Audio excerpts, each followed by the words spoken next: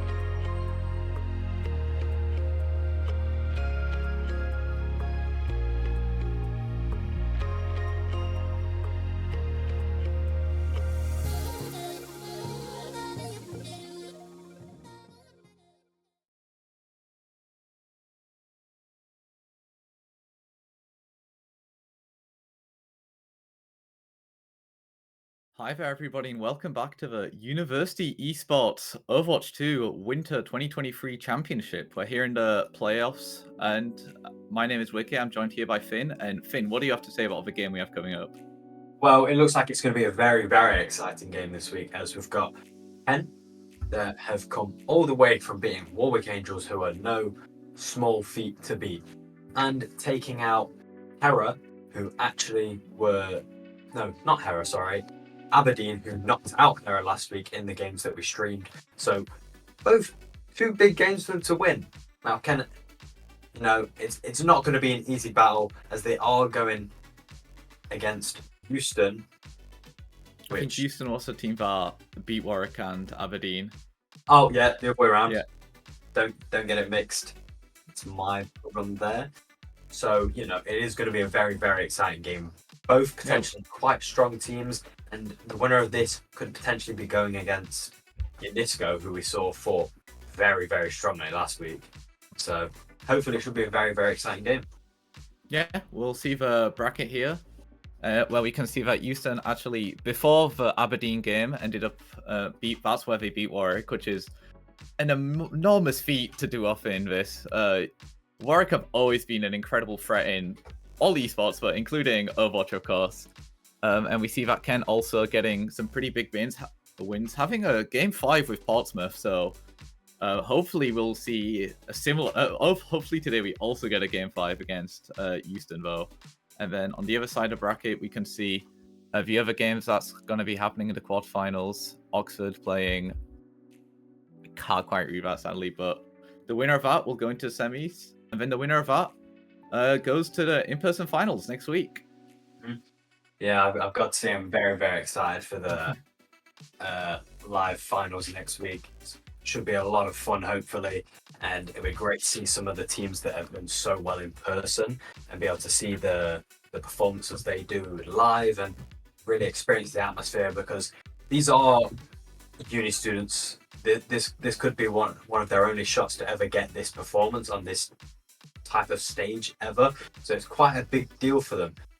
It's not some small uni competition. This is like, for a lot of people's chance, effectively this is their big moment, which makes it just that bit more exciting, as they're not pros, but this is the highest you get this level, and that's what makes it so entertaining, because they are just normal people going through uni like the rest of us. Yeah, it's a big bracket. It's a very big opportunity, especially any sort of LAN event, any sort of in-person event. It's always just so much more fun. You go through the playoffs, you play everything online, and you get to know your team, and then you get to go in person. There's just the production, the cameras. It's always just such a good feeling to do an in-person LAN event. But today we'll be watching, I think, 2 winner-side games. So game 1 will obviously be Kent versus Houston Outlaws. So anybody you see lose today should still have a second life in losers. That's how a double elimination bracket works. We're in top 8 here. Warwick losing their first game in playoffs, climbing into losers round 3. So they've been winning everything so far. Playing against Donuts, who I think we saw play last week as well. So they're playing Warwick this week. And Portsmouth playing Southampton, losers as well. So today, whoever we see win on stream and win through the semis, will make it to the grands. And then whoever loses has to go through the losers bracket. The long journey that losers is, and then they climb through losers bracket. It's such a advantage to stay in winners. On one hand, it kind of feels bad sometimes when you drop down to that you beat somebody and that they can come back because losers bracket and whatnot. But losers bracket is such a difficult path to break through. You have to play more games when you're in losers. You're on your tournament life. The stress is high, and especially in this format where you have to play your games during the week, you just have to commit a lot of time once you drop down to losers. So if you want to be winning grands, you want to be making it via winners today. Yeah, so we're speaking about these players. They're doing their best to get in these final situations, but at the core, let's break it down to what they actually are. They are uni students at the end of the day, and uni students, especially those who take part in esports, regularly and usually not the best, in terms of getting these assignments done early. So I'd like to Yeah, no. make For your a guess and see some of these players who and teams who are getting knocked out early might just be saved in terms that they might actually find a little bit of time to get these assignments done now. So it's not the be all and end all. You might be getting saved some grades here. Yeah, no, if you lose actually today, you should consider it a good thing. You get to finish that essay you've been procrastinating. You get to finally lock everything in. Yeah. Whereas the poor winners are forced to continue playing Overwatch. Now that's a fate. That's a fate no uni student should be submitted to. Yeah, but yeah. So I mean, it should be a really good time in finals. It's such a feeling to get that victory, especially if you're logging off after 2 wins in the Newell with your team. You're all celebrating, and then you go downstairs to have a bowl of beans. It's such a great feeling to be in university, you know, and these wins just make it just a tad bit better. Yeah, university esports really does provide an excellent opportunity to just get engaged into a competitive environment. I know myself, I'm playing in a lot of different games, playing them all mediocrely, but you know, I'm still playing them. I just like the competitive spirit, the opportunity to feel like I'm on the big stage and just part of something bigger than myself. And hopefully Kent and Houston will also feel that way and put on a show for us on the big stage today. Houston Outlaws, incredible name, by the way. They're called from UCL, but because I think the closest tube station to the thing is called Houston. Incredible naming. And Kent, hopefully we see a banger name, and hopefully we'll see a competitive match between the two today. Houston, however, I feel going to have at least for me, I'm going to have the spotlight on him today, and that's my prediction to win. Last week we did some Preds. This week my Pred is Houston. Beating Warwick is, again, I kind of overestimate how like big of a feat and accomplishment that is. So, and from what I see, they also had, I think, a 3-1 or a 3-0. Like they swept their way into the bracket right here. Whereas I saw Kent had a game 5 and some a bit closer games. So my favorite for today is Houston Outlaws. Yeah, I would love to be the devil's advocate, but I'm going to create an underdog story for Kent here, and I'm going to have to back Houston as well.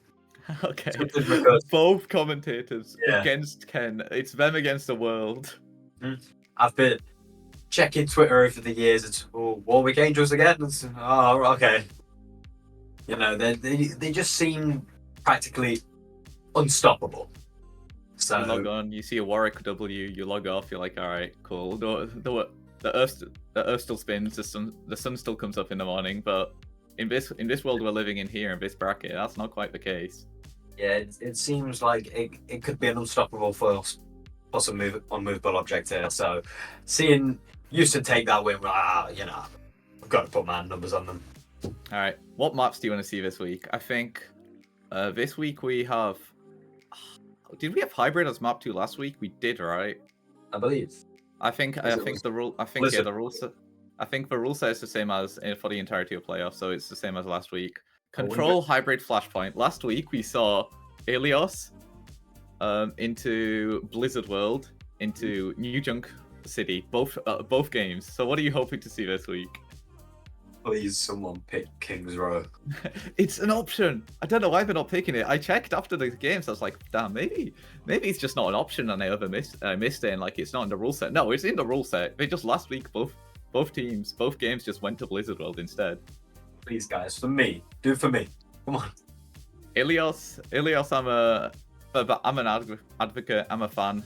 Li Shang's pretty good as well. I see it's in the rotation, and I know it's a lot of teams' favorite. It's my team's favorite to go to.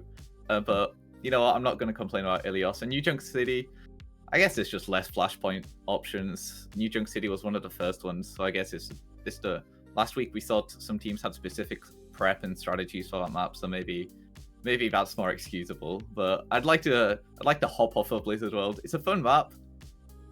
Kings Row is just also an option. Kings Row, insta-lock with Orion, go def and ignore your team. That's how Overwatch should be played. Now, you can say I'm not a professional coach if you want to be wrong. But just log Ryan, go def and rank up. Believe me, it works. Yeah, Please try the it. teams who are playing today in this bracket who actually do have coaches, ignore. This is the advice you're needing. This Yeah, is what you should be listening to. Listen to my advice. Not because I want to go against Reinhardt. No. But what are we expecting to see then? We saw a lot of Sigma last week. We saw some dabbles in dive, some Winston. I think we saw one of the teams pull out a dive with a Reaper, which was pretty impressive to see. So I think the meta right now allows for a decent amount of variety. There's no strict, this is the best comp. However, there are obviously always stronger and weaker heroes. I'd be very, very intrigued and slightly hopeful to say we'll be seeing Orion. I think one of the only things that's going to be taking down Unisco is a Chad Ryan. True. I mean, hey, who are they playing this week? Unisco are playing Oxford. Not a shabby team, not a weak team. Sadly, I don't think we'll be seeing that game. But they beat Durham, and as a esports guy in Durham, I'm kind of having to say that they're good because they were hacking, they were cheating, otherwise we couldn't beat Durham. But so I guess Oxford are not going to be a small opponent for them. They're going to be a decent match, I hope, and we'll see the winner of that after this game probably. Just from me having a quick look at some of the teams, I think I already have my favorite player based on their logo. So let's go. Is it Tiwo? The Dallas Fuel profile pick. Yes, yeah. Listen, Overwatch League might be dead, but Overwatch esports is not dead, and Burn Blue or something. University esports is Overwatch esports. We have taken it, put it on our backs, and currently, as the league falls, we are the ones carrying the torch forwards. But that is it. That is what makes being a part of this so fun and so impactful, because we are truly part of something bigger. Like, nobody knows what's going to claw through the depths of Overwatch esports at the minute. Everyone knows something will come back, but these events and these leagues that are going on while there is no Overwatch League is really what is keeping the game and the community alive. Without things like the University Esports League, we wouldn't really have this feel and drive for Overwatch esports much. I mean, yeah, it's one of the reasons I love University Esports so much. On top of that, just the opportunity to not only if you are good to present your skills and play the game and be on the big screen, be on the stage, but also from a production and just like skills point of view. We're all in esports in some way or another. Some people are just here to find a competitive outlet and just to play it. Others are here just because they love the industry and want to be involved, and giving students like us and everybody behind the cameras and behind the scenes today, just giving them an opportunity to display and develop their skills. It's just always, and we're just students after all. Yeah, so this is just an incredibly fun and cool way of giving people experience and skills. Yeah. Speaking of being grateful, looks like we might be seeing a Lijiang Tower here. So whoever picked this map, we're grateful. Let's all give the team a clap for that one. So excited. A different map. It's truly a spectacle to be happy about. Game winner. We've already broken last week's curse. Lijiang Tower. What do you expect to see here comp wise? Obviously, 3 very different points. However, there should be some expected fix. I expect. Now, maybe I'm wrong. Maybe my prediction's right. I really, really want to see Brawl on control point. But is it control center? Sorry. I think so. But other than that, Lucio rollout, standard staple on Gardens. Just hit it on the stream. Just get 5 people straight off the bat. Casual. Submit the clip, become famous, go to whatever the replacement for the Overwatch League is, and it's easy. It's as easy as that. Exactly, like 5k boop. We end the stream right then. Not official. We give you the map, we give you the win, we give you the prize money, the crown, the trophy. Exactly. We just cancel next week's event. Yeah, I don't know. I'll be interested to see how both teams play this. Definitely, since maybe those team comps we saw a lot of last week, why they didn't change much, it's because the maps didn't change much, which could explain some things. True. But then again, you know, it some team comps are just good for teams and some aren't. So we could be seeing a similar team comp the entire way through, or something completely different. I want to see something creative and crazy. Yeah. I mean, yeah. Especially at the uni level here, we see just usually comfort picks more than anything. The meta, especially right now, isn't particularly favoring or going too far in one place. So we'll probably see whatever they're comfortable with. But I think we should be hopping into the map here and seeing something other than Ilios. Finally, we're here to Lijiang. And if there's a point to pull off a 5k boop, it's this one. Yep. I mean, this is the most exciting map. We all know it right here. If we see a far out, I will be upset. Ooh, okay. I hope some of these heroes stay. Actually, we still have 20 seconds to swap off of these, but there are some very fun picks on the screen right now. Yeah. This image brings me joy. I see happiness. I see 2 Lucios, a Ball, a Junker Queen. This seems like a clash that you will enjoy watching, especially with the Symmetra TP out spawn. I'm glad players are utilizing Sim.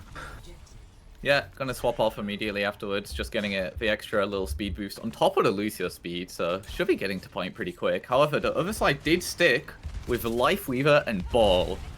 2 heroes we did not see much last week, but are both pretty decent right now, and hopefully we can see what they can pull off together here.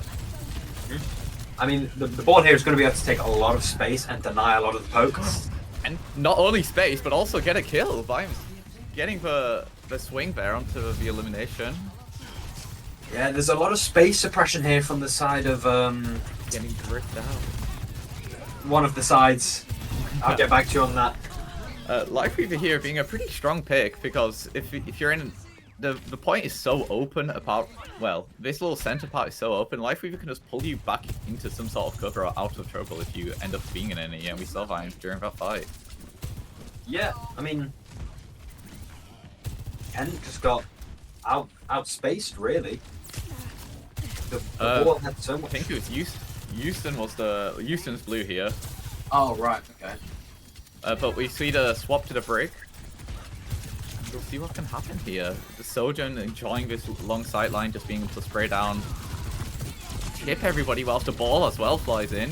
Ball just taking so much space here and so much attention, but not enough apparently, as 2-0 just runs in and gets 2. Ball coming out already, but it's not enough to stop Houston. I mean, yeah, just a very clean teamfight win there. It looked scary for him at moments, as Cool Beans was just shooting down the choke and Lid's just taking people's attention, but 2-0, focusing the correct targets and just getting 2. It's a superb usage of the Brig and the Junker Queen to shut down the Ball as he's trying to take a lot of space and disrupt the plays of Houston, but and just aren't able to find usage with the Ball's space. And Houston do a really good job at out-poking and really getting their abilities in and quick and doing the damage they need before the Ball is able to Ball goes in and the rest of the team follows, but they take too much damage straight off the bat. The Lifeweaver ult is not enough. The Tree of Life not quite giving any. And I think this is just going to be a little bit of a cleanup. A bit messy there, Saki drops. And actually, the Ball is still alive as well with Lucio. Gets slept. Nano is committed, which I think Ken have to be really happy about that one. They were not committed. They had already lost the fight, so getting Nano out there is perfect for them. It was definitely a scaredy cat face Nano, which you can't complain about if you're scaring them into using ults. Then you know you've done at least a bit of a good job there. Yeah. But the Jungle Queen shout is doing so much, getting so much value in stopping this Ball from being too strong. Get one. Follows up. Lifeweaver up on the platform, securing the kill there. Lucio is committed, saving the Ash there, but not for long as Maid of Stone follows it up. Lucio half. Not quite getting a hit connected by the knife, but the Ball, the shout bails a Junker Queen out there, but it's still 3 people on point on the side of Ken. Wriggle is committed. Gets the stun, but doesn't get a kill to follow up. Just keeping everyone alive. There it is, getting the boop off the stage. Nice. Oh, and Right that's off the map. Moira there to contest, but not contesting well enough. And Break is just such a good pick into this team. Just being able to be so self-sufficient and reliant on their own healing output. that is beautiful. The way Houston's team works so well together here and all synchronizes beautifully is so good. The Break getting so much AoE healing, especially with that rally, that Anna being able to hit the heal amplifications, the Jungle Queen shout and getting the passive heal over time, the Genji getting back quickly. It just all works together so beautifully. And as much as Born is good for taking space, Lucio's good for being disruptive, they just aren't oppressive enough and do enough damage to shut down that Queen quick enough to really close out that fight. Yeah, Houston swapping over to the Break after the first fight loss was an enormous shift in momentum for them. And again, TPing out a spawn here just to get back quickly, but the ball on the side of Kent, they're always going to reach the point before you do. It's just trying to get some heals, just loitering around, looking for an opening, and potentially finding one here. No, it's not enough. 2-0 just ignoring the ball, prioritizing the correct targets, and just going for the squishies on the side of Kent. Houston have been really, really clean and concise with what they're doing here, because if Kent played that a little bit safer, there's a lot of chances for them to keep moving around, keeping space away from Houston, and be able to do so much damage before Houston can even get near them. But they did so well at shutting that down, getting close as quick as possible, and eliminating the targets they needed to. And Kent actually swapping over to the Bastion for that fight is feeling they didn't have enough damage output, I imagine, but it didn't quite work. And again, just the target prioritization on the side of Houston is incredible. If a lot of people will be just shoot the ball because it's the big target that's rolling towards them, but if the ball isn't actually applying a lot of pressure and isn't doing a huge amount, ignoring it is just the perfect play and just going for the vulnerable backline. yeah, it's I've got to give it to T1 here. Kill though. The combination of just the pressure and the ball getting the kill on the Lucio very early, and the jump queen then follows. However, Blade committed, gets one, doesn't quite get two. Moira ult's committed though, which is perfect for the side of Houston. They get out alive, they get out safe, and the point is still in Houston's control. Ken have not capped it yet. Lid. There we go, 70%. But squeezing out every bit of that point that they could. Yeah, that 10% could come back to bite them. Ball making out barely alive, and Houston gonna have to regroup here. Genji falling early.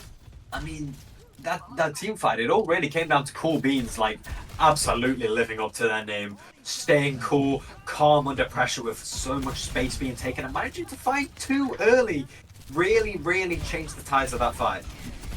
Right, Junker Queen ult on the side of Houston. Ball's committed to the side of Ken. Into the backline, and surely not an Ajax.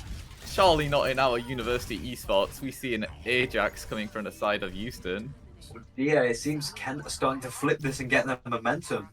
Yeah, warming up a little bit maybe, getting comfortable to the pace of the game. Realizing and acknowledging that Houston are just going to try ignore the ball and just working around that. Houston are going to come back quickly. They do have the social ult. They do have the Junker Queen ult, which could pry them open and do a lot. But the beat is ready. Gets Lucio, doesn't kill him, so he gets the beat out, and 2-0 just alone in the backline dies. However, Moira also fell. Both Surgeon popping their ult here. Okay. Fairly even team fight here. The tank is down for Houston. On their way back. I think the Bob scared him off. Scaring Houston back. Well, that's scary for the side of Ken. No. The Ash falling earlier to the Sojourn. Doing so much there. Lucio alone on point, trying to contest against the Junker Queen, but not going to do a huge amount. Junker Queen now just free reign to hold forwards. Ball going to be. He won't stop it. Going to try his best to get it to 99. but Lid makes it out. Oh, wait, they're hanging down there. Nah, they make it out. Just All right, but they do get it to 99. So this is a very important fight for Houston to win. They have Blade, they have Rush. Yeah, they're approaching. They have two, and they're approaching a third. And you have to be careful going in early here. Oh, the Rush is mind's committed. missed. The T-Row is trapped. The Blade is ready for an attempt to shout back and say, no, the point isn't yours. Genji trying to find an opportunity to Blade, but the mines are just such a big deterrent. Blade Gets is the help going. back. Ready with the Blade. Pops it. Could get the Lucio. No! Gets the Lucio, but is there anyone else? Not quite. And it's just a rush to the point. It's just a scramble for Houston here. Beat comes out, managed to contest. Ball is low, so if he concentrate on them, can get the kill. Is the point gonna flip? Oh. Point Oh. so close to flipping for Houston. Ball But coming back to Ball's- contest it. Ball Kills going on down both for Houston. sides. Lucio falls, but so does the Junker Queen. And Oh. can end up winning the fight. That was such a scramble at the end there. So close. So close, that fight. We saw Queen doing so much damage, but got singled out very, very early on and getting trapped by the mines, leaving her in a lot of danger, whereas Lid was free to keep spinning and bouncing and jumping and slamming. But what it really, really came down to is those last 30 seconds where Houston lost the second support early, and Kent had the Moira lasting for around maybe 10-15 seconds longer, which just supplied Kent with just a bit more heals. So when T-Wo came back, there just wasn't enough to sustain, and it left the Junker Queen quite alone and scared, which it just left the Junker Queen. Alright, over here, Sturgeon identifying the Moiras alone, but you're gonna have to get the kill here. Moira very self-sufficient, and actually a trade ends up coming through. Without the Moira, we'll see the survivability of that Kent has. Not enough apparently, however, more picks do keep coming out. Houston gonna retreat back to point, get the cap early. Still staying going to very, very contest. even. They are just dancing around at the back of the point, but makes out alive. Gotta be careful here. Trying to face the Genji alone. Ken. Sojourn here at the firing range, gets one. Slowly traded out. 2-0 is just on a tear. Holding forwards, just getting every kill that they can. Moira half, no cooldowns. There, they fall. Ball alone is not going to be enough to flip the point there. And yet Ken seems so comfortable with this Junker Queen comp. They just trust 2-0 so much that with the shout, Van can just hold forwards and just get the kills that they need. Yeah, you know, T-Wo for Houston doing so much. It's hard to stop the Queen, especially when they have such an impressive force. And oh, I get slammed and taken down by Cool Beans. Cool Beans getting two. Oh, free on the side of Ken here. This is a lost fight for Houston. Both supports alive, but unless they pull out a miracle here. Kiriko 1v5 incoming? Not quite. Yeah, T-Wo is definitely being noticed. Getting acknowledged.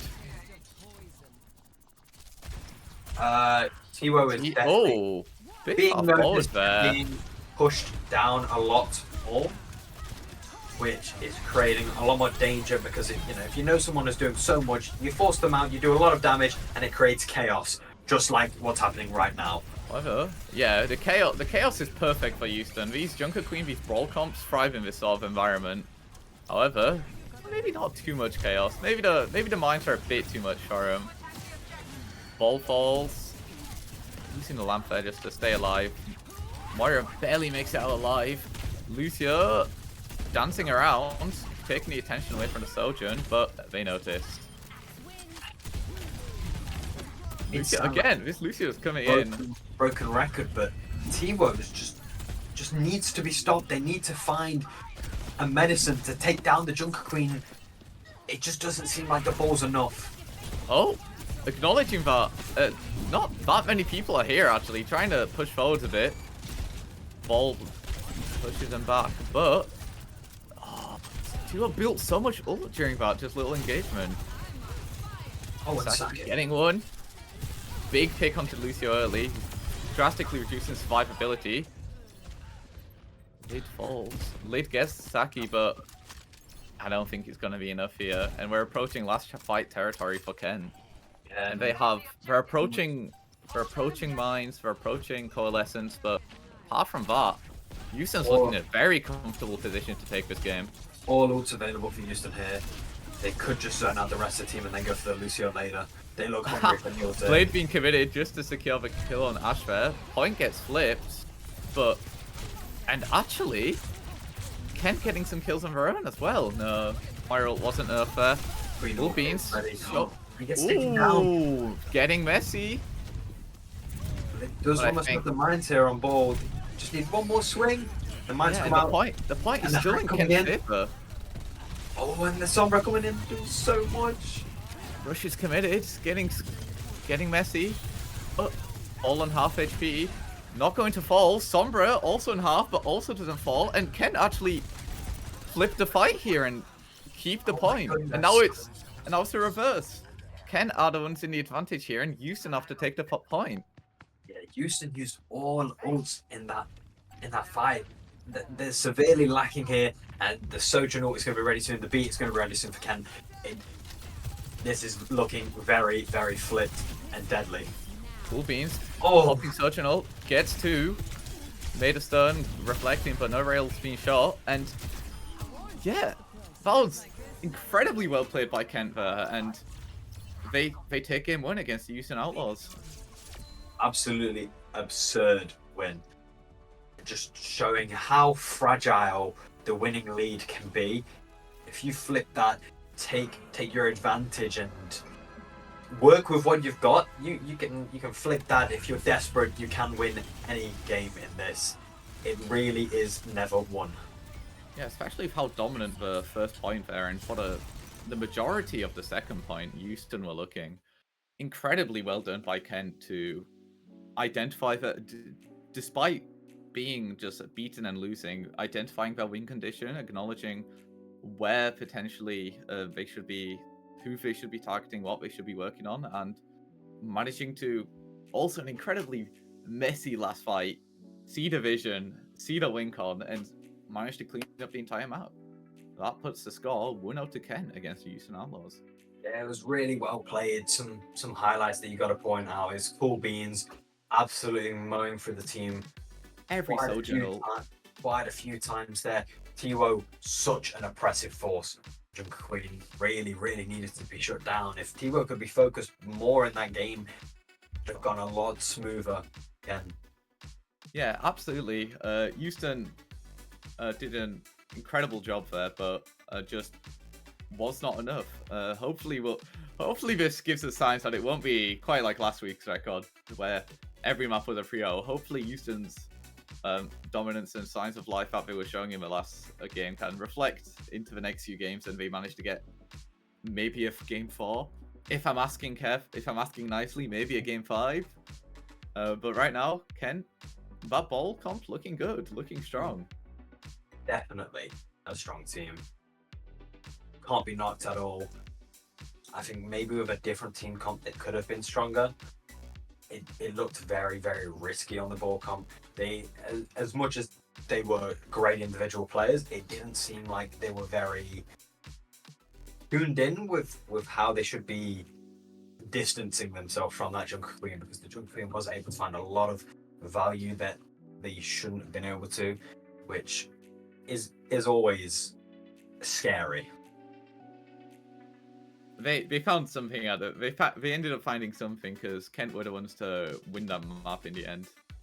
Yeah. Which, props to them. Yeah. Personally, I see Ball on my team. I'm lost. I don't know what to do, but it seems they've practiced it enough. Alice, the Lucio player on Kent, was often just exactly where they needed to be, contesting the point with the team. I saw a lot of the Lucio on the side of Kent just appearing in every fight. TC as well, I think Ash for most of the game, exerting a lot of pressure on 2-0. Whenever the Junker Queen would push a bit too far, the Ash was there to just headshot him and shut him down. Yeah, I mean, with all respect, both these teams performed incredibly in that first map, and you really gotta acknowledge that they have been putting in that practice and they have been getting that experience as a team. Maybe if they're to win the grand finale, they have to diversify their team a little bit more, just so they can. If a team is perfect on these team comps, they do have a way to counter them and force them into uncomfortable positions. But as I've said, both teams performed incredibly, and I'm so excited to see what they come out with in the next map. All right, you are the Houston Outlaws. You are UCL here, and you just lost a close game, but to a game to a ball. Where do you take them? Oh, I saw your smile. You just saw the map that they chose. Kings Row. You take them straight to Kings Row. That's where you take them. That seems to be the map choice here for the Houston Outlaws. So, dare I ask you, what comp and what tank are you hoping to see here? Oh, absolutely. They need to be playing Reinhardt. That seems like the perfect meta strategy right here. Absolutely. It's just what you want to see. Especially, how well do you think Ball does on Kings Row? Are you still expecting to see the Ball?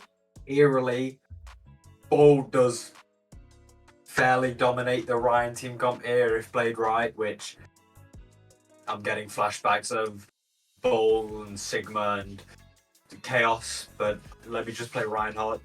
But I think they could pull off the Reinhardt, but Junker Queen is more of a preferred Brawl team comp against the Reinhardt, but boo, I get it.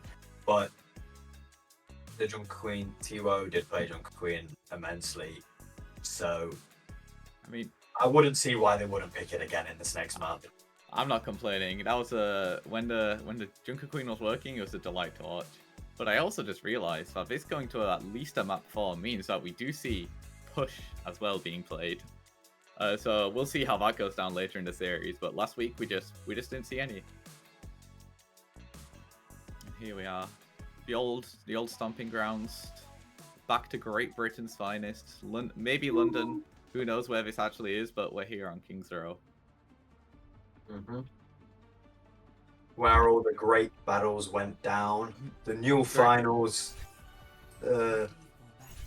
University Esports has been here many a time. But alright, yeah, we see Houston rolling out with Junker Queen comp again. Tequila opening up with Break this time, not messing around with the Ana that we were messing around with last wave, but Lucio Brig, yeah, they are committing to the brawl here. They are wanting to get into Kent's backline as fast as possible and just end the fight there. Okay, very interesting team comps to say the least. There we go.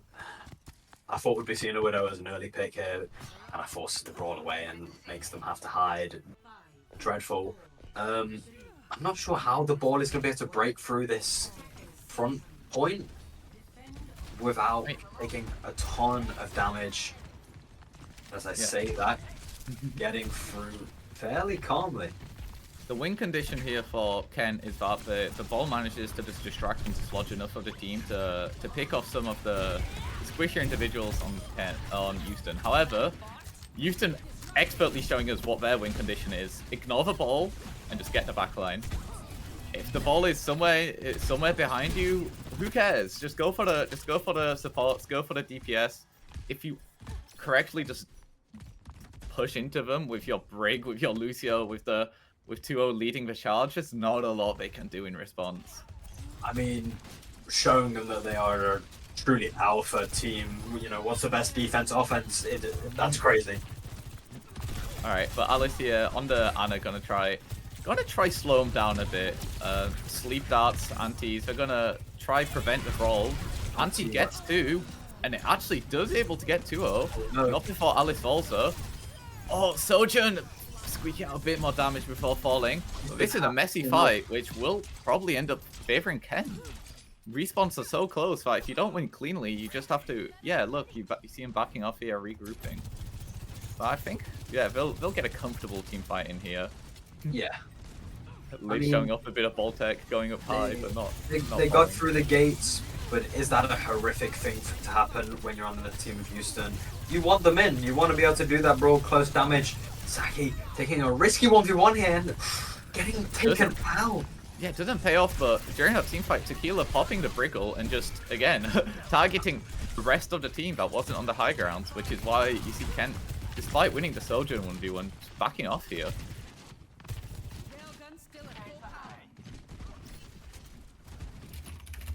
Alright, and here we see full charge rail, but slowly dropping down.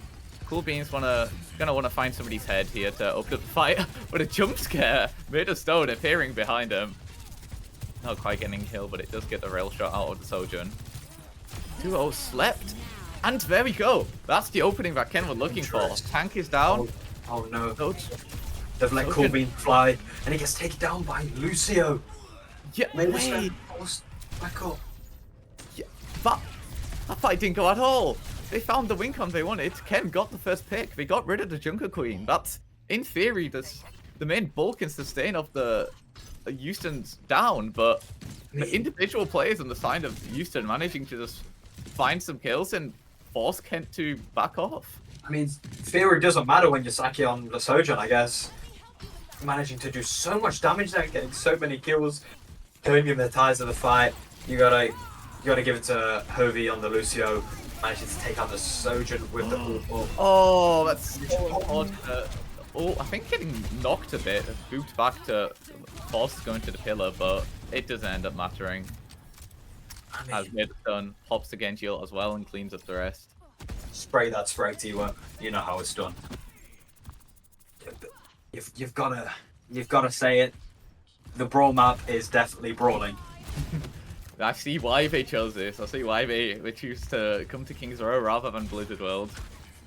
Yeah, it just looks like they're absolutely in the element here. They're able here we to go. the space they want. Kent going to high ground, acknowledging that. Oh, never mind. I was going to say who's going to threaten them up there, but Made of Stone is getting one to open up with. Forcing a few ults out on the side of Kent, with coming here on the point, but Houston just pushing these little corridors and getting the Anna down early. And who's going to be touching? Oh, is that going to be Kent winning in overtime? No. Surely not. Regrouping, looking like we're going to be coming back. Sojourn and Genji both touch the point. Yeah, we take the point here. Briggle as well. Can they get to the point? They may just have the sustain they need to win this fight. Oh, wait. No, they still have it. But no, it's not enough. Very nice attempt to see. The Briggle just allows your team to be so much tankier. So there was a real shot of winning that fight, but Kent playing around it nicely, just backing off. Acknowledging that Houston had to contest.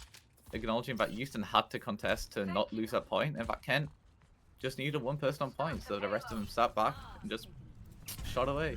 I mean, Tiwo's done a perfect job at slowing down the momentum there and not turn the second point into an absolute snowball with that pick. So you've got to represent there, but the ball mines on the objectives just absolutely zoned them out. The Briggle was fairly useless because of it. Alright, Made of Stone getting the Cool Beans there, which is big pick. Sojourn popping the ult during that fight, so not going to get the value they wanted, and Lid swiftly falls afterwards. A group effort for that elimination, all 5 in the scoreboard for that one. Yeah, Made of Stone just so clean with the way they play. Houston hit. They are very strong and clean in these team fights, but it's the second a team fight isn't clean and they make one mistake, it all comes crumbling down. It seems as if T-Woke goes, the team loses a lot of stability and it gets very dangerous. Genji ult's committed, but so is Bob. Reflecting the Bob's bullets back into Kent's own team, but the elimination is like very messy here. Both ults, both sides using ults, both sides losing players, but I think Lifeweaver overextending here a bit. Doesn't make it out. Does make it out. Who knows where to? Slippery little Lifeweaver. But Saki here with a... I was going to say a zoning ult, but never mind. Proving me wrong and managing to get a kill at the end there. Just such a good player, doing good player things. That's the masters of esports stuff and things. I think they know the ball is there. Yeah, you ain't tricking anyone. Slightly. I mean, you've got the Junker Queen. The rally is ready. That is a lot of damage, but the mines are there to zone them out. But since it's a payload, they can just back off a little bit if they're careful. So many ults being committed, but we see Made of Stone here contesting the high ground, making sure Sojourn doesn't quite have free reign on everyone. Gonna try target Kiriko here, but I think that axe swing hitting so many people that it's already a cooldown, so gonna be able to get another.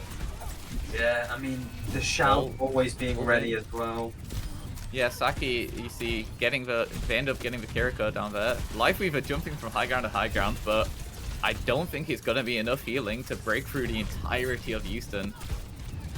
Sojourn getting pulled a bit closer, not gonna be able to just shoot from far away, and unless the Lucio, nah, that's an incredibly well played by Houston. This is, with the exception of a full hold, this is exactly what they wanted.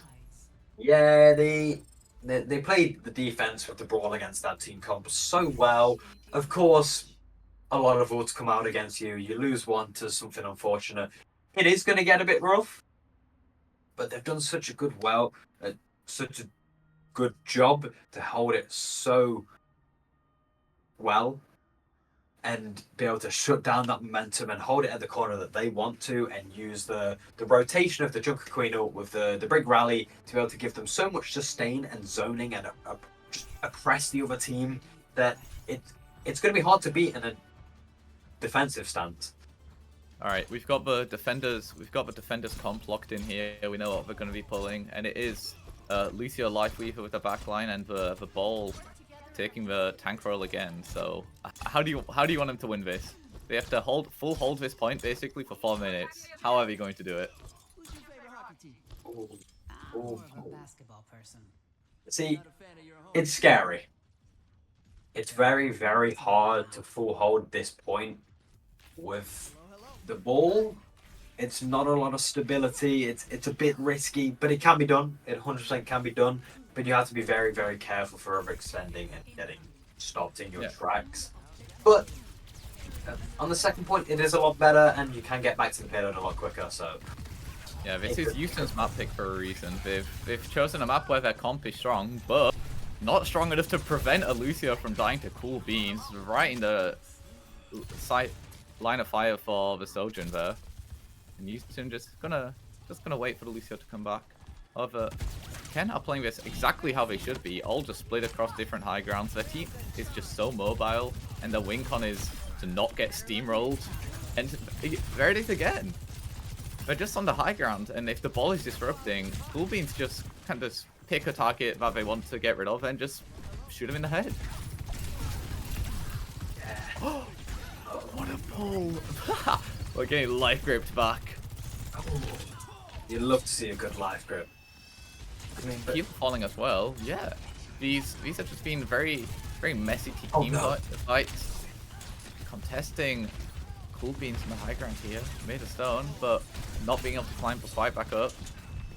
Things gonna fall here, a bit low on HP.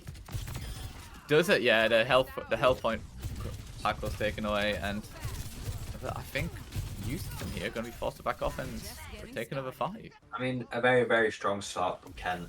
They are using the split and the high ground and the slamming from the ball and the speed they have to their advantage very well. They do have to be careful here because Houston are starting to edge more towards the point, and that does give them a lot higher chances to be able to find a pick they need and then clean it up. But again, another pick. I expected Saki to fall there, but no, Tequila getting picked off by the Lucio of all people, and here it is. You're stuck in a small little corridor, but mines are gonna do business on you. And yeah, no health pack there actually. Kind of unfortunate for him, and gonna fall. That's perfect for Houston. That's exactly what they wanted. Yeah, they were about to come back. They do have to be quick because the ball can get back insanely quickly. And Kent do have a lot of ults here. They just might be able to get some percentage. Yeah, a Bob committed, so is Lucio ult, but perfectly rotating away from all the aggression, all the line of stuff. Oh, Made of Stone getting picked off by the Sojourn Eva. Really not made of metal. Houston they're all playing together. They've finally gotten onto the point as a group, but with Made of Stone dropping early there, we'll see if you have enough damage to break through. Messy. Genji's back. Blade is being popped. Cool Beans, however, sadly going to be using this Sojournal indoors. They're not going to get huge value off of it. Perfect identification off of just a solo target by Made of Stone and Tequila there. Ball, yeah, gonna fall. And despite this being what we'd like to consider a brawl map, Ken put up a very long fight to contest that point there. Yeah, it was a very good job. Houston do have to be careful here, just because they are going to get back to the position they held to very, very quickly. This is not a free win here. The ball is coming close to mines, and they do not have that much time to take this corner. It's a considerable amount of time, but when you're going against these team comps, you do have to be careful because that time runs out insanely quickly. Yeah, thankfully for Kent, despite it being King's Row, so a lot of streets, a lot of narrow corners and corridors, there's a decent amount of high ground on this point for them to locate themselves, but the Sojournal and the Junker Queen are forcing them to back off here, and the payload's just being pushed forwards. It's a lot of ults committed. Ball manages to contest. Life Weaver also committed. The ball does have mines. Yeah, everything's being thrown onto this point, and we'll see if Houston are able to navigate around it, but it seems they're just ignoring the ults. They're just, again, ignoring the ball, ignoring everything going on the point, just going after the backline. You can't ignore the ball forever. Getting a bit of momentum there, but Lucio going to keep a fight on point going a bit longer. The Wrecking Ball is saved, but Alice going to fall there, and Lid going to soon fall after. And there it is. Yeah. A lot closer than we might have initially expected, but Houston Outlaws with their Junker Queen comp do manage to take King's Row. Yeah, I mean, it was kind of plain to see that it was going to happen. It just wasn't Kent's map to take at the end of the day. It was a perfect pick. That's what it comes down to. Both teams played really well, but the map just suited Houston's play style more, and they were able to take the points when they needed. That's what it comes down to.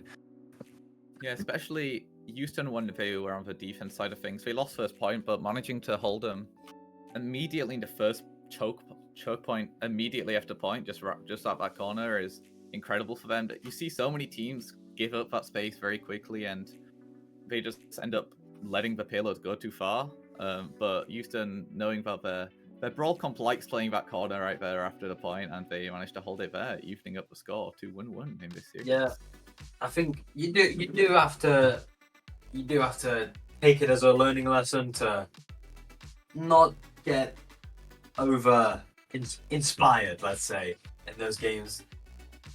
You're doing so well, you're creating so much pressure, you're shutting down those checkpoints, you're holding your high ground superbly. You just need to have a little bit of care, and remember they are good players, as the ball does go in too heavily with the sole plan of, oh, there's a health pack there, I can go into their whole team, and then getting caught out with such low health and being picked off, it does open a lot of space for Houston, which, it's very have it your way. Did that cost them the map there? Was it too much space that they got from it? You never really know, because there was ults coming up, so space would have been taken anyway. But 1-1, strong performances from both teams, but now we're going to be heading straight over to a break, so see you soon. We'll see you on map 3.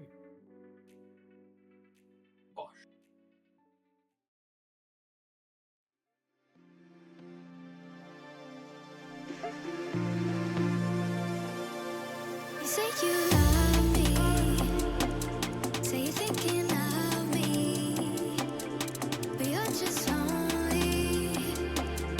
Tell me I'm special, but to you I'm anybody. But to you I'm anybody. But to you I'm anybody. But to you I'm anybody. But to you I'm anybody. But to you I'm anybody.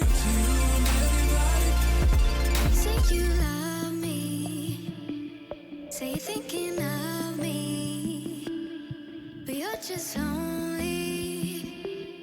Tell me I'm special, but to you I'm anybody. But to you I'm anybody. But to you I'm anybody. But to you I'm anybody. Anybody. But to you I'm anybody. But to you I'm anybody. But to you I'm anybody. Anybody. But to you. But to you.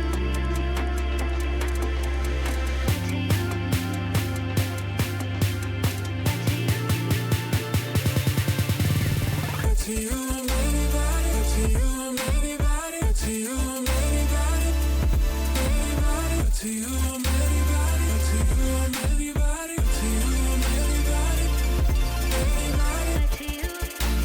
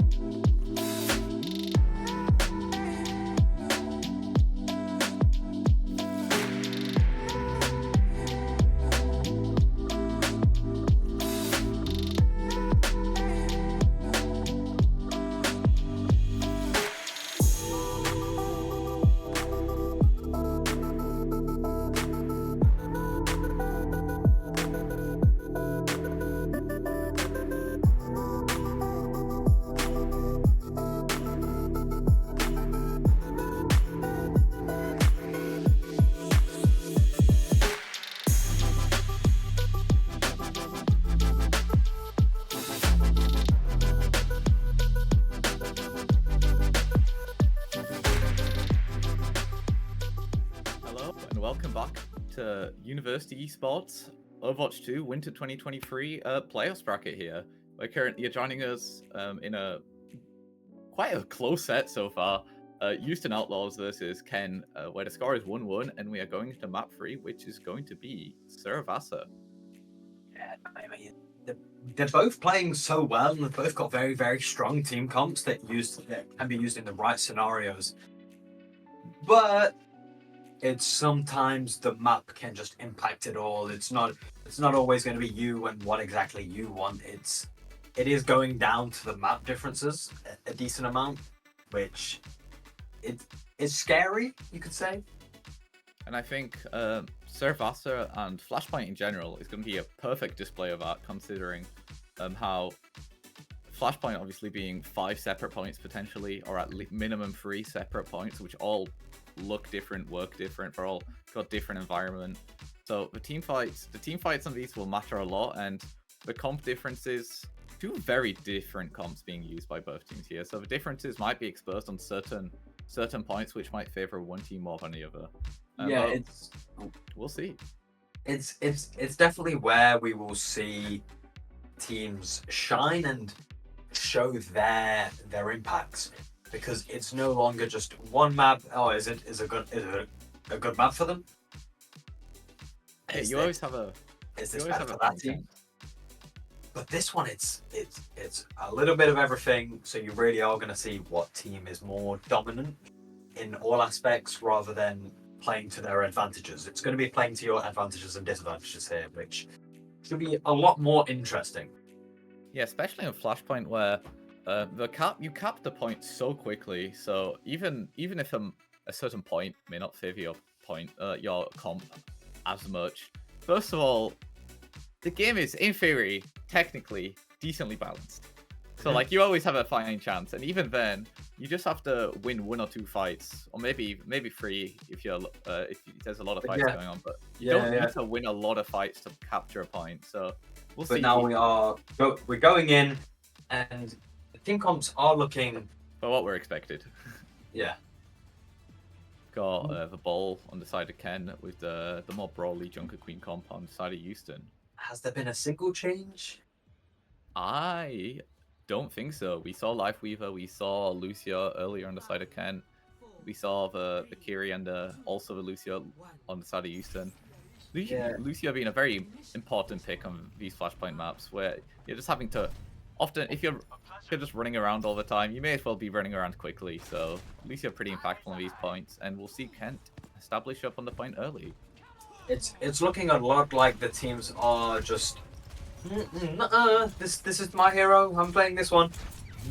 And they will stick to that, which makes it a lot more fun because it means people are very technically advanced in that one hero. Yeah, we've seen both teams also get a point so far, so keep doing what you're doing and hopefully you'll come out on top. But alright, we see Lid getting pressured there, being the only one on the side of Kent to actually try contest the point, so a lot of pressure on the ball here.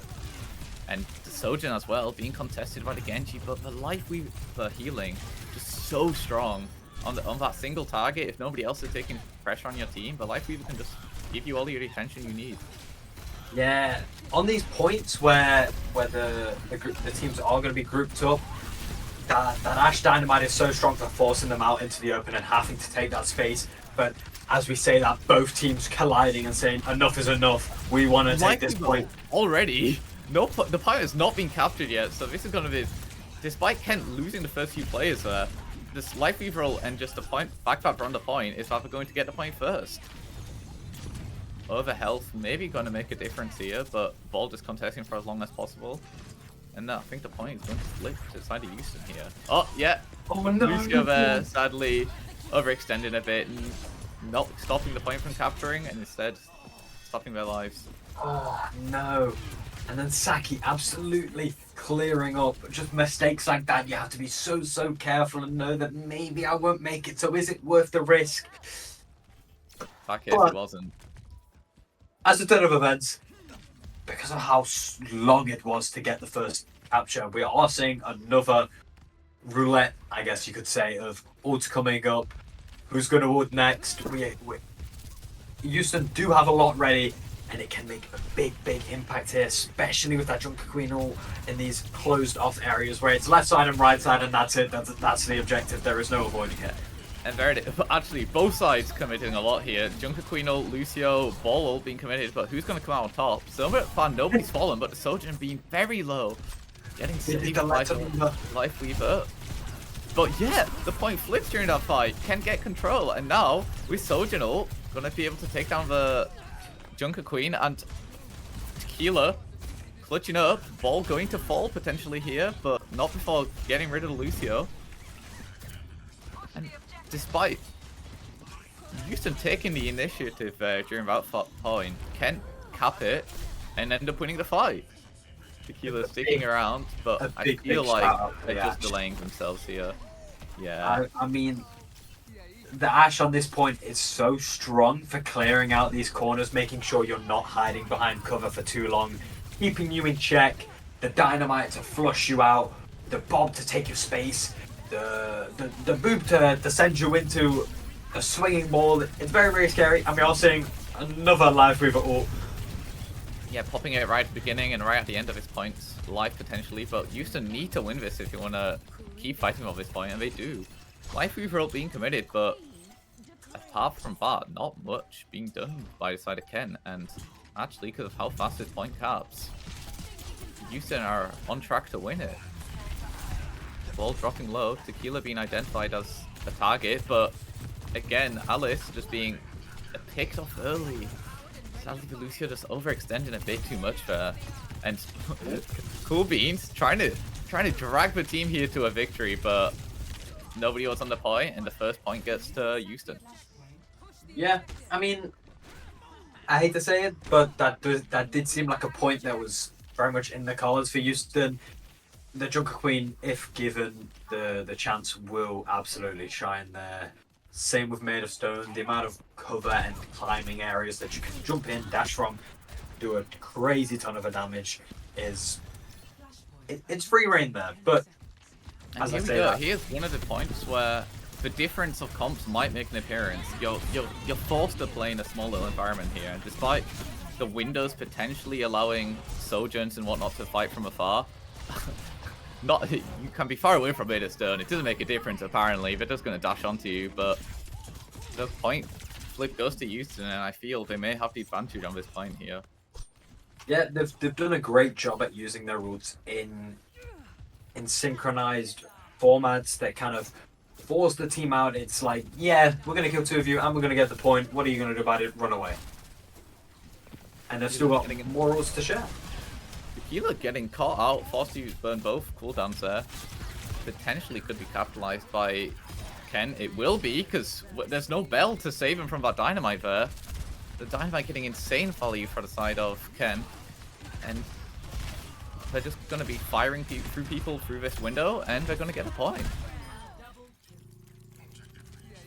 You're showing a little bit of a disrespect there, getting cool beans at the end, but point does flip, and Kent just have to win 2 more fights, and they even it up.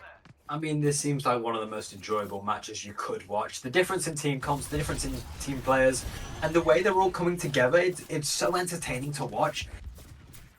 The way these teams are going back and forth, it really creates absolute action. Wait, oh, and Alice. Poor Lucio.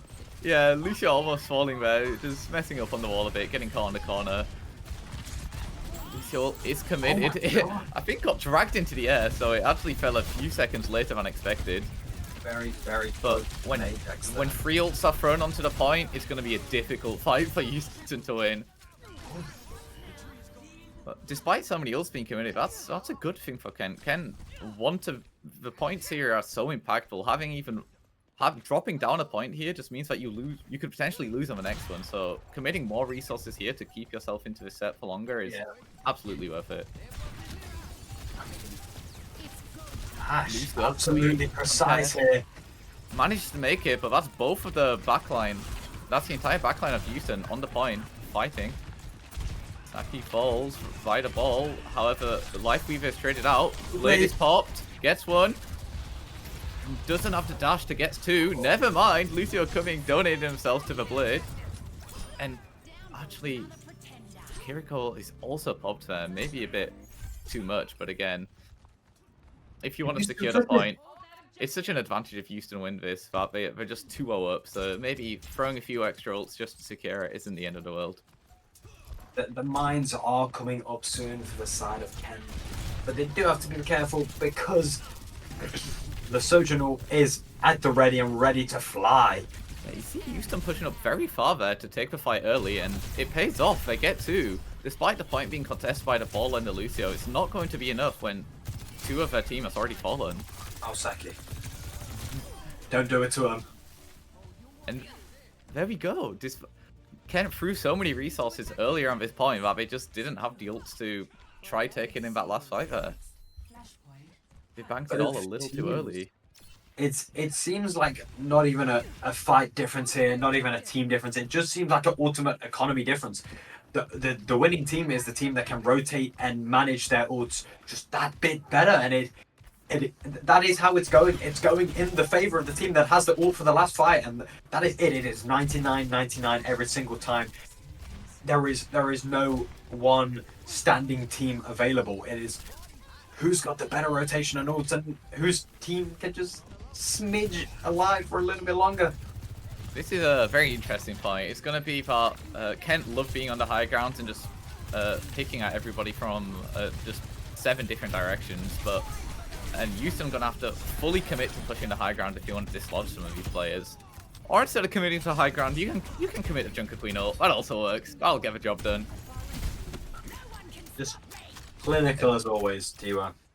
Yeah, that's huge. That's very important for Houston to win if they want to just end the map here. Otherwise, you'd have to try rotate around, push different high grounds, try to dislodge the DPS off the side of Ken. But if they take the fight first and we just win the first fight, Ken are suddenly the ones having to aggress. and they're going to be trying to take back the point here, but I'm not sure if they're going to be able to. The ults are gearing up and ready to go on the side of Houston, and the blade, the beat, the rush, it's just going to be so much in and out, quick damage. They need to be careful here, and they need to be fast with the kills they get. Saki going in early, and the blade comes out. Tree of Life is committed, but I don't think it's going to be enough. Doesn't save the Sojourn, and absolutely does not save the Lucio as well. Oh dear. And suddenly this is extremely dire for Ken. No ults online, approaching the Lucio, but going to have to win this fight if they want to keep themselves on this map. I mean, you're gonna be seeing the railgun and the rush here, and you don't even need an ult from the Junker Queen when you go that rush, because you can just do so much damage so fast. Yeah, they pop it so early. They aggress onto the fight early, knowing that they can let the ball cap it, but if the rest of the team falls, there's nobody's gonna stop them from just capping the bot point back. Yeah, However, someone just need to get back though. Yeah, they do actually have to cap the point for that to make sense. Oh dear. Gonna have to sadly gonna take a lot of damage trying to touch early. Saki at the firing range, but not quite connecting. Oh, we didn't see that. The sun was in his eyes. And Lucio, last one on the point. And that is map 3 going to the Houston Outlaws. There Make it is. this set 2-1 to UCL so far. Such a fast cleanup. I think Houston really got their fifth gear in there. Not a pun, believe me, but just managing to have ults all the time and just be able to clean up again and again. And this blade, this single kill here, could have won them that game. And it was so close. Especially on Flashpoint, Ultimate Economy is so valuable, where the points just get flipped and won in like a matter of 2 or 3 fights. You just need to be able to rotate your ults effectively and have what you want online at the right moment. And in that game, Houston Outlaws just did it better than Kentamine. Yeah, I mean, you've really got to give it to Saki and Made of Stone there. Their rules were really flipping the points. As much as everyone's were, but Blade from Made of Stone, it just seems like the Bob wasn't getting as much value as its counterpoint Blade, which, again, it's Bob's doing zoning, but Blade's getting kills. So what do you prioritize there when it's a 3v3? What needs to be done? A few seconds to survive, or the rest of the team gone? And for the side of Houston, they're picking the kills. Genji's being so valuable for them, for not only the ult and just the win condition during a team fight, but also Houston's team is so grounded and just based off of pushing together as a team. They need somebody to be able to contest these high grounds, and in this case, you often saw the Genji on the Lifeweaver Petal on the side of Ken, just actually contest it, because otherwise nobody be able to really contest him. So Made of Stone here doing quite a lot for Houston, but we're going into our map 4, and again, a new map. We didn't see Push last week. This week we see Push, and we're going to Colosseo, which is Kent's map pick. I'm really interested to see how Colosseo and Push as a whole works with these two team comps. You've got the Junker Queen, the rush, the quick in, out, damage, pow, pow, pow, so much sustain. But the ball, how are you going to get it to the end when there's such close spawn times with the ball just constantly there, spinning, dashing, doing whatever the ball can do in bally ways? It's going to be very interesting, because it seems like Kent are going to get a lot of more fights quickly, but Houston are going to live throughout these fights just much more effectively. I think it'll be a difference in DPS in this map. Both tanks they've chosen are very good at self-sustaining themselves on the point. Maybe Ball a bit more than Junker Queen, but this map has a lot of long sight lines, and I think Kent are backing their Ashe and their Sojourn, which is seemingly be their comfort pick so far, to abuse the long sight lines and just make sure Houston die before they can even reach them. Yeah, I mean, it's a good shout. I'm very interested to see what the supports do in this game. It's a very heal and support intensive section if the DPS aren't just getting one taps. If they are, then yeah, fair enough, it's the DPS. But Not what you can do. a lot of these push maps come down to, are the supports supporting? Are they doing their thing? But not just supporting, but the core but that makes the difference between a good support and a really good support is the you can support the other players, but you can have your own moments and you can really take down and putting a lot of chip to the rest of the team and get your ult faster. Yeah, I'll be expecting a Lucio from both sides again. They seem very comfortable on it. They've been using it every point here, and it's very, very impactful on these push maps. Just getting to the bot quickly. The bot makes some interesting respawns sometimes when you're just after a checkpoint or just before a checkpoint. So the Lucio being able to rotate the teams in and out quickly is going to be very valuable for both teams. Yeah, as we're going into this map here, we've got the same team comps, which I'm sure no one is surprised by, but I just really want to get in and see how they work against each other, especially in this first fight in that very long open space. It seems like it could go anyone's way. All right, out the gate, and we see comp-wise, it's exactly what we expected. Lucio's on both sides, the more brawl comp on the side of Houston, and the ball and the Sojourn and Ashe being used on the side of Kent. Saki on the side of Houston also going to be a fan of these long sidelines, and the Genji as well. There are a lot of high ground CUs on this point, but we'll see how we're going. Choose to do for rotate, and Saki a bit out of position there, but makes it out alive. Not quite, actually. Gets picked off by Cool Beans, maybe dictating how this match is going to look. Life Grip out of position to not quite getting the guaranteed kill they thought they were getting. And first fight seemed to go to the side of Kent here, which is early momentum, very important in these games. I mean, you've got to give it to Houston. They tried something creative to close down the distance and play in their advantages, but it just didn't work. But Kent, they played that really well, even trying to straggle out the Junker Queen at the end of the fight and not kill her straight away to ensure that she was spawning late. And that's going to give them a lot more space here. The very long sidelines are gonna, again, also just not allow Tequila and the Lucio to get quite as much value as they were hoping. The core of Houston's teams involves trying to get onto your backline as quick as possible, and these long sidelines are going to make it very difficult for them, as Kent can just play so far back if they want to. You see here, the ball is just up alone at the front contesting, whereas everyone else further back. Not far back enough, apparently. 2-0 getting 2 with that axe swing there. Absolutely dirty from 2-0, and now they do have that momentum. Yeah, Kent slipped up once, played a little too close, and instantly just Houston Outlaws capitalized it and getting the win. Yeah, it's a hard one to say. Could they have done it better? Could they have played their spaces and range a little bit better? Maybe they could, maybe they couldn't, but they're past that, and the Junker Queen ult coming out and doing so much damage. Breakable as well, just to keep this Junker Queen alive. Junker Queen, who's alone in the backline right now, being sustained by the Brig. But Genji also being committed onto the life pedal. There it is. Nobody else on this team can get up there, but this Genji. I'm not sure if we needed that many ults, but it sure looked cool, and that's what counts. Dashing up onto Lifeweaver's petal and making what they thought was a safe haven vulnerable to him. Yeah, and but with that team fight win, Houston gotta take the lead. I'm not sure if we caught that there, but when the Junker Queen did it, they took a swing at their own Brigitte, which controversial choice, but you know it's a play, and they ended up winning the team fight. So, point the ball coming out early. Cool Beans on the high ground, but being contested by the Genji. Successfully contested, or the Genji wins that fight there, but also on both sides being popped. Houston should be able to keep this Junker Queen alive, yeah, with both supports alive, but the point has been stolen from them, so now we're just gonna jump back on it.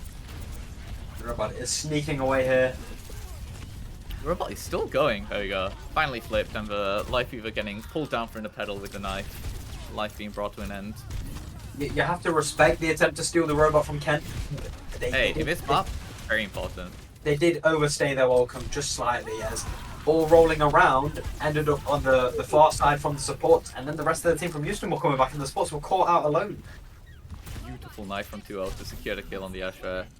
Soldier and Rail connects to Genji, but easily just drops back into cover. And this checkpoint is going to be contested, but so close to being capped. If they let go of this point at all, I think the checkpoint will be secured. Soldier online for the side of Cool Beans. Genji very low. Low enough to fall. Tequila popping Briggle. But again, you see Houston, they've dropped the members, but they've united as a team and they're just holding W together, making them look incredibly intimidating. You've got to give it to Ken though. They do take the chance to push that robot away while they can. And it might not be a 5-1, but it's 5 or 6 seconds won, and that's enough time for their team to maybe come back and give them one more fighting chance at team fight. Yeah, you're not playing TDM here. You're playing a point-based game, and it seems Houston understand that. They took the fight on the point, are going to what seemingly come out on top on here and try get the point a bit further out forwards. Yeah, there we go. Actually, we've got a swap. I just noticed a Tracer on the side of Ken. Dropping that Astro Tracer instead. Maybe identifying that you want to be picking the DPS off early. Brig and Lucio are pretty self-sustaining support service, so it's going to be difficult for Tracer here to find any early eliminations.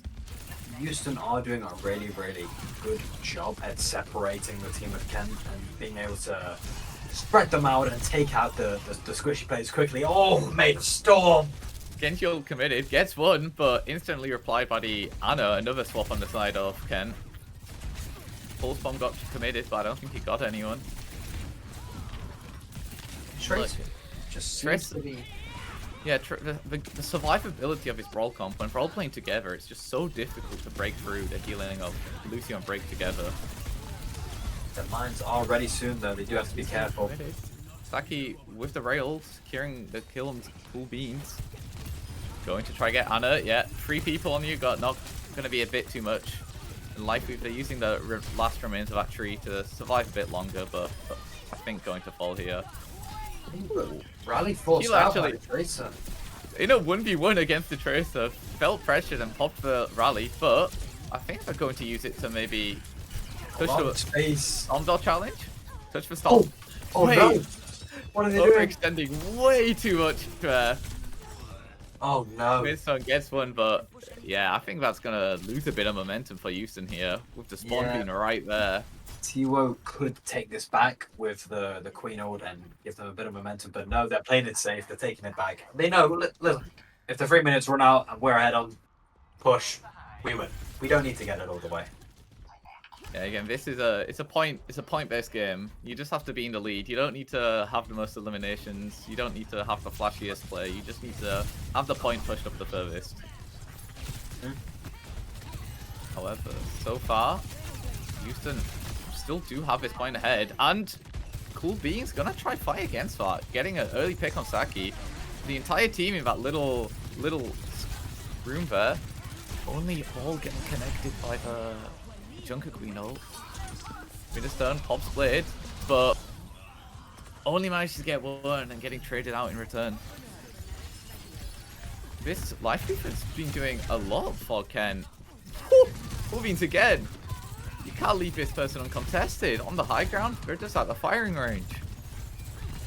And they're doing a good job at holding out and make sure they can't end this game, but and really need to get some push soon. Maybe set their spawn back, give them a longer spawn, make some push. They need that first checkpoint direly. And 2 minutes left. Gonna have to make magic happen fast. When the closer you get to their spawns, the more difficult it's gonna be to push it forward. So you want to see a few back-to-back just dominant fight wins from the side of Kent if you want to see him remain in the series. Yeah, I mean, the mine's already, it can do a lot of damage and take a lot of space, but it has to be very careful not to be feeding the DPS here. Question of where do you commit the mines to? Do you drop it on the high ground to force the DPS down, or on the point in case somebody tries to contest it? Yeah. Oh, actually, careful. Right into the back line. But Tree of Life is committed, and I don't think it's going to be enough. Saki with the Sojourn ult just breaking through. Doesn't care for the other health. Hang on. Have a look at the the point. objective.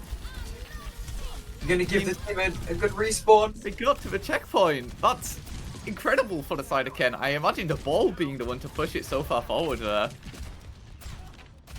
Yeah, despite seemingly losing the like numbers-wise the fight, they ended up winning because they just got the point forwards and kept the point.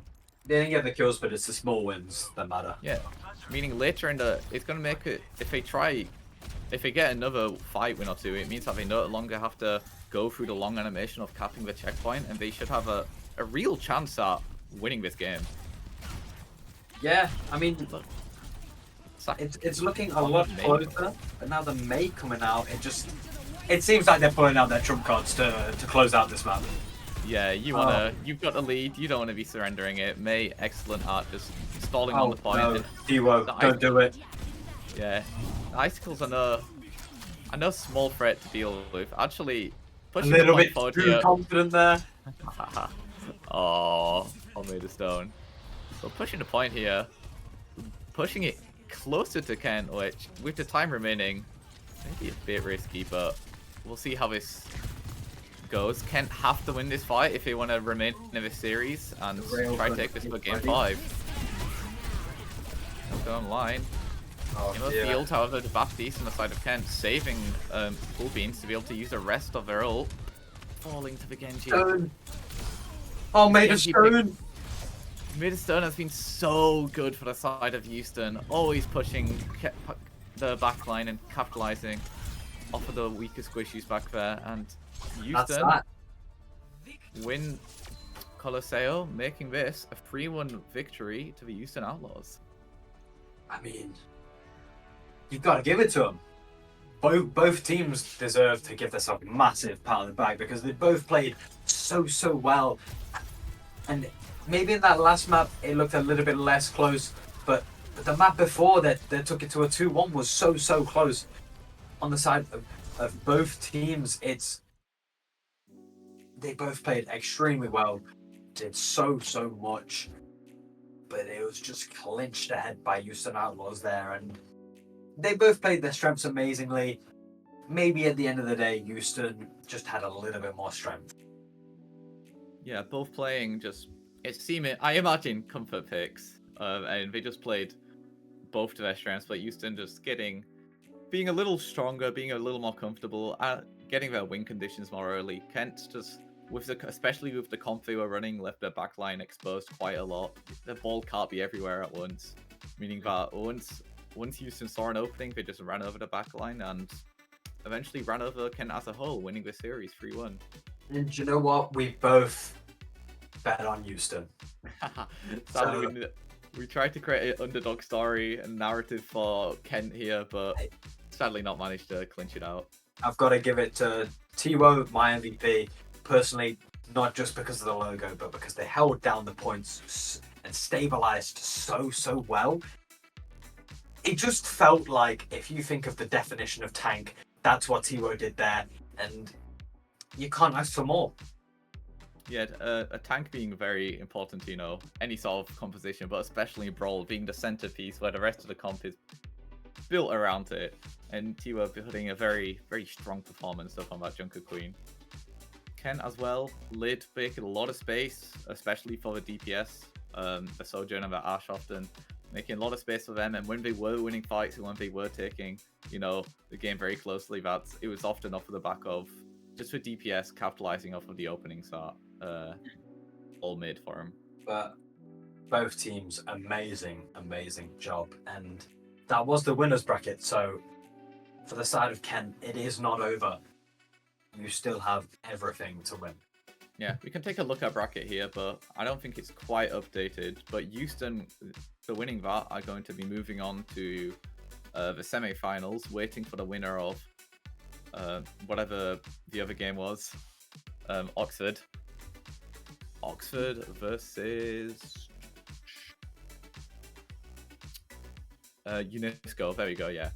So the winner of that will be facing the winner of this, which was Houston, the Houston Outlaws. loser of that, Kent, going to losers bracket. So we could see this match again. Kent could go on a sweep through losers and meet him in grounds. But we'll have to see that next week. This week we know Houston won and Kent dropped down to losers. And we'll be seeing the rest of this bracket after the break.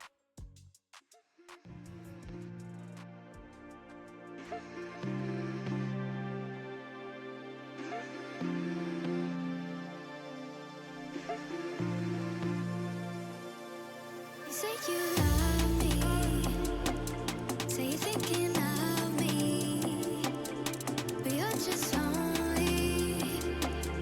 Tell me I'm special, but to you I'm anybody. To you I'm anybody. To you I'm anybody. To you I'm anybody.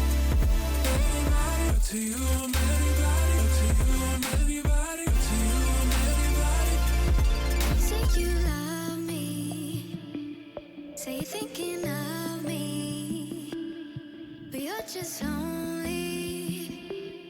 Tell me I'm special, but to you I'm anybody. But to you I'm anybody. But to you I'm anybody. But to you I'm anybody.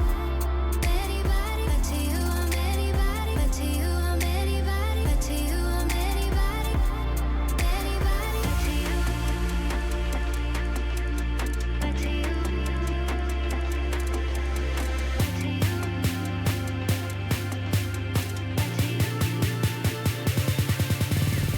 To you I'm anybody. To you I'm anybody. To you I'm anybody. Anybody. To you I'm anybody. To you I'm anybody. To you I'm anybody. Anybody. But to you. But to you. But to you.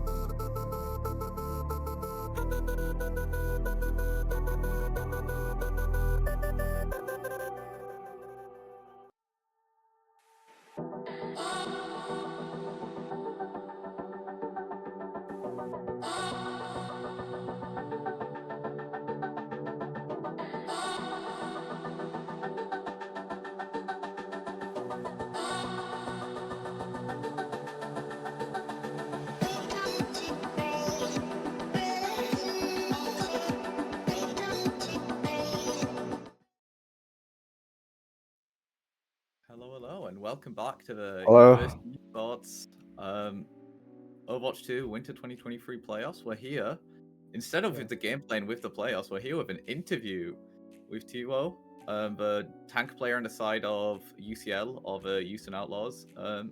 Hi there. You put up a very strong performance under Junker Queen, but you did drop map 1, and the Kings Row game was maybe a bit closer than you would have liked. What do you think? Why do you think that happened? So, Kings Row, there's a lot of high ground which Junker Queen is hard to get on. So I remember there is one we are taking the point, and they were fighting on the higher ground, and the ball is hitting them on the higher ground, and I just stand in the point and I can't do anything. So like it's pretty hard for Queen. So actually, when we are playing Kings Row, our supporter gives a pretty nice plan for us, like the break ult to like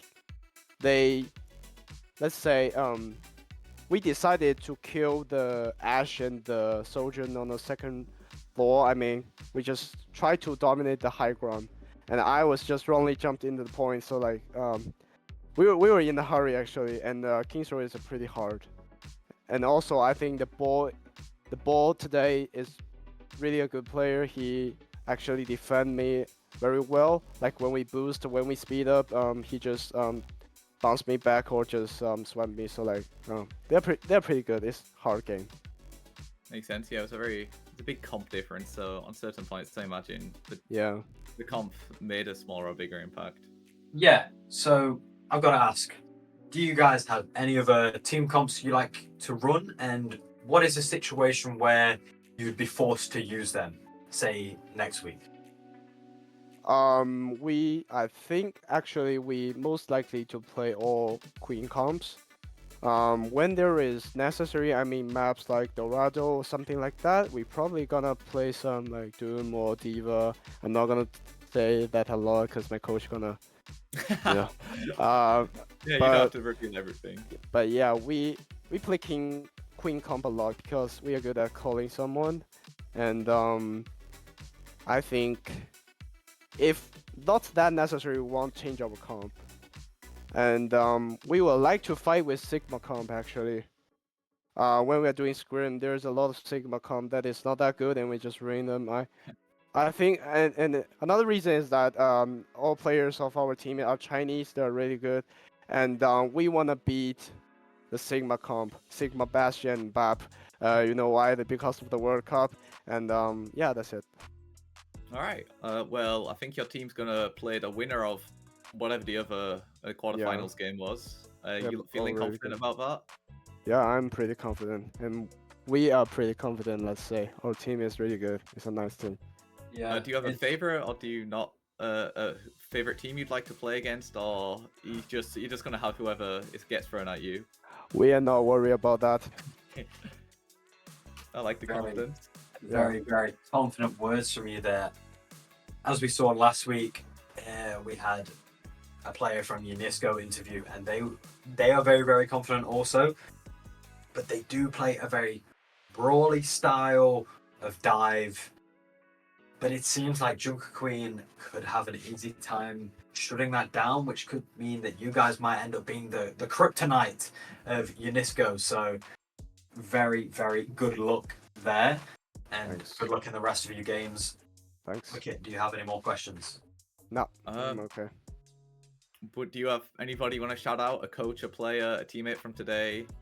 Any I socials of your just own? want to shout out to all my teammates. They did a really good job because actually the enemy's comp is not good for me to like perform well, and I actually did very bad sometimes, and I didn't tell them. It's a secret forever. But yeah, my team is really good team, and I love them. And also shout out to my coach Dazzy. He invited me to the team. Yeah. Nice. Yeah, apparently the other game is 2-2 right now between Imperial and Oxford, so Wow, it's close. that's going to a game 5. Yeah, so Yeah. you'll be playing somebody fresh off of a very close win, I imagine. Okay. So we'll let you go. We'll let you prepare for whoever your opponent is. Thank you for coming on. Thanks for an excellent performance on Junker Queen. It was just a joy to watch. Yeah, I'm the best Junker Queen in Asia. You know, I'm Hanbing. True, Exactly. right Also, here on also, University Esports. also Rep Dallasio. Big up. Yeah. All right. Thank you for Okay. coming on, and I imagine we'll come back with you guys after the break. Okay. Thank you.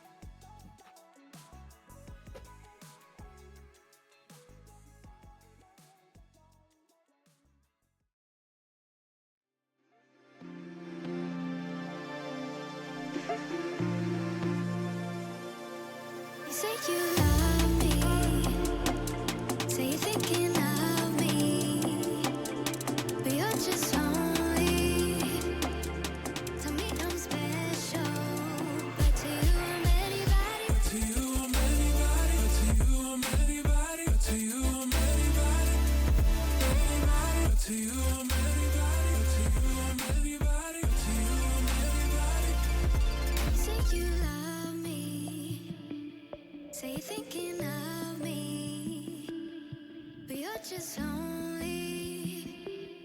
Tell me I'm special, but to you I'm anybody. But to you I'm anybody. But to you I'm anybody. But to you I'm anybody. Anybody. But to you I'm anybody. But to you I'm anybody. But to you I'm anybody. Anybody. But to you. But to you. But to you.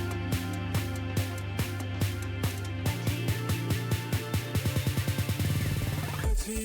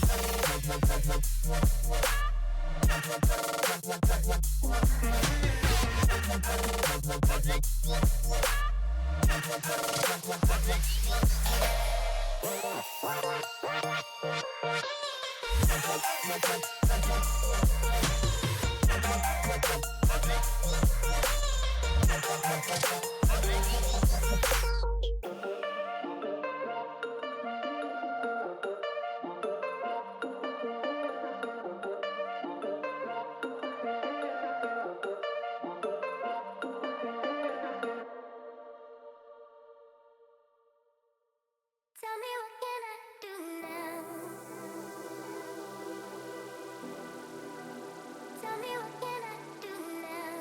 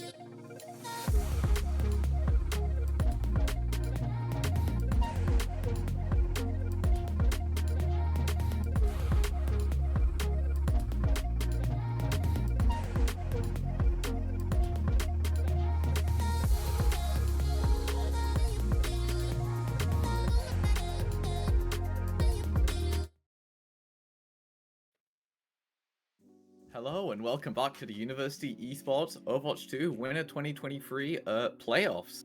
We're here in the semi-finals of the winners finals, and it's Houston Outlaws, the team we just saw on stream, versus Unisco College, a team we saw last week. And what do you think about this match coming up, Finn?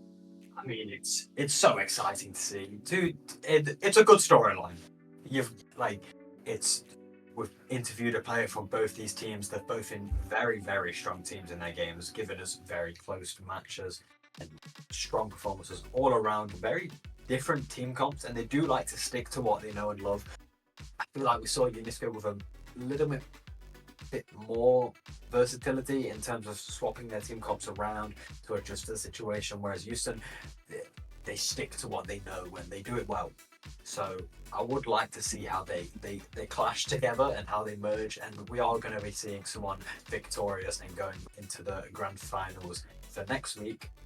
So I'm very, very intrigued and enjoying following the storyline of both these teams. So who do you think's going to win? Well, recency biased showed Houston Outlaws were very strong on the comp they liked, the Junker Queen comp, as we saw him use. But last week we saw Unisco College playing, I think it was a dive most of the time with Winston, and then one of their DPS was Reaper.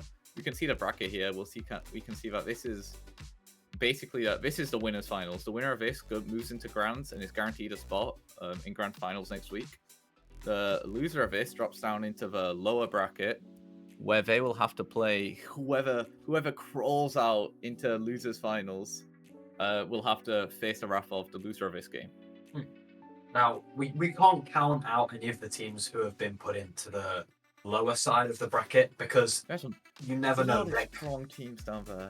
There is definitely chances for a Cinderella story here, and neither of these two teams could end up winning the whole grand finals. But forget about the lowers for this week and this match. We've got Unisco versus Houston Outlaws. So strong and so good at what they do. Houston, they go for a more lockdown, stable core team, and Unisco, they do go for a bit more dive, and they do have a lot of damage. I feel like in terms of team comp, Houston definitely do have a bit of an advantage, but Unisco, they do have a very strong Reaper player, which, if they are able to pressure the Junker Queen enough, will then make it so their team comp does have a lot better chances. All depends on the Reaper for me, on how the team comps affect each other. But I'm interested to know how you think they're going to clash into each other and what strengths and weaknesses they might have. So on paper, a Junker Queen Brawl comp will do pretty well into a Winston comp. Winston not... If you're all playing together, it's gonna be a little bit more difficult to find a single target to capitalize off of them, especially when there's the potential break in the backline, when there's a Junker Queen shout to try bail some people out of situations. But I think it'll depend a lot on how well Houston are playing their Brawl, if leaving any weak points for Unisco to try capitalize off of. However, you're right that the DPS are going to be very important here. If a Reaper comes in and just like one-shot somebody, it doesn't matter how well you structure your comp, and it doesn't matter how you've positioned everybody. If you're just down a player, the fight is going to be an uphill battle. So I think it might be a display of the DPS here. I think both teams like playing Sojourn as well. Obviously, Sojourn with the dive being very good because you can just actually follow your dive, but as well against Rush, if you're being pressured, you can just run off to a different, just slide into a high ground. So I think Sojourn pick is going to be very strong here. Yeah, I think but both teams have quite strong picks into each other, and it can go either way. So I mean, going off that, it really just comes down to the skill difference in the players and how well they keep the positions they need to be in, because both teams have very strong team comps for punishing bad positioning. So like we saw on the ball on King's Row, just going too aggressive one time, getting punished, and then they take the objective. Slight mistakes here are going to change the course of the game entirely, which at the end of the day, that's what Overwatch is about. It's not just killy kill. It's how you can position yourself and how you can take these objectives as a team and perform under the pressure of all of the factors that are coming at you. From what I'm hearing, yeah, we just described high level Overwatch. You've gotta play well. You've gotta not make mistakes. You gotta capitalize off of the opponent's mistakes. We just described hopefully a high level game of Overwatch. There we go. And we expect the teams to hopefully deliver on that. They seem very comfortable on the respective comps. It seems very well practiced, scrimmed. We've interviewed both teams, and we've both mentioned having some sort of coach working in the background. So they seem very practiced on what they're good at. We saw Houston told us that they'd prefer to stick to their Junker Queen comp and what they're good at, but they are able to, on certain maps and certain situations, swap onto something more different, like a Diva or a Doomfist. We haven't seen that from UNESCO, but it's partially because we just haven't had to. They won 3-0 last week. They just played what they were good at, and they played it well. Yeah, it's definitely a lot of confidence coming out from the side of Houston. We saw quite a, as the kids call it, Sigma approach to how you play the game and how you respond to the other teams, and how you place yourself and your confidence. Yeah, 2-0 didn't care about who was playing next. He was just ready to get into the next game and just beat whoever came out. Yeah. That does mean that because we are seeing UNESCO here, that they beat Oxford. The game went to map 5. It was 3-2 to UNESCO College. Oxford are now still in the bracket. They're still around. They're in the lower side of bracket, and they're now playing Portsmouth Paladins. On the other side of Losers bracket, we have Warwick Angels playing Kent, the team who put up a fight but sadly lost, ended up losing to Houston in the stream game we just had on here. Yeah. As we are waiting for teams to be joining these teams, we speak a lot about Overwatch, a lot about what these teams love to play. But I want to ask you, who's your favorite hero to play? What do I like to play? Well, I think I'm a born Lucio main. That's just the movement on that character is absolutely unparalleled. When I picked up a game and I was just fumbling around playing every character known to mankind, I saw DSP Stanky's all just Lucio montages, and I was like, I'm inspired. And then after that, I became a Reddit Lucio, running it down.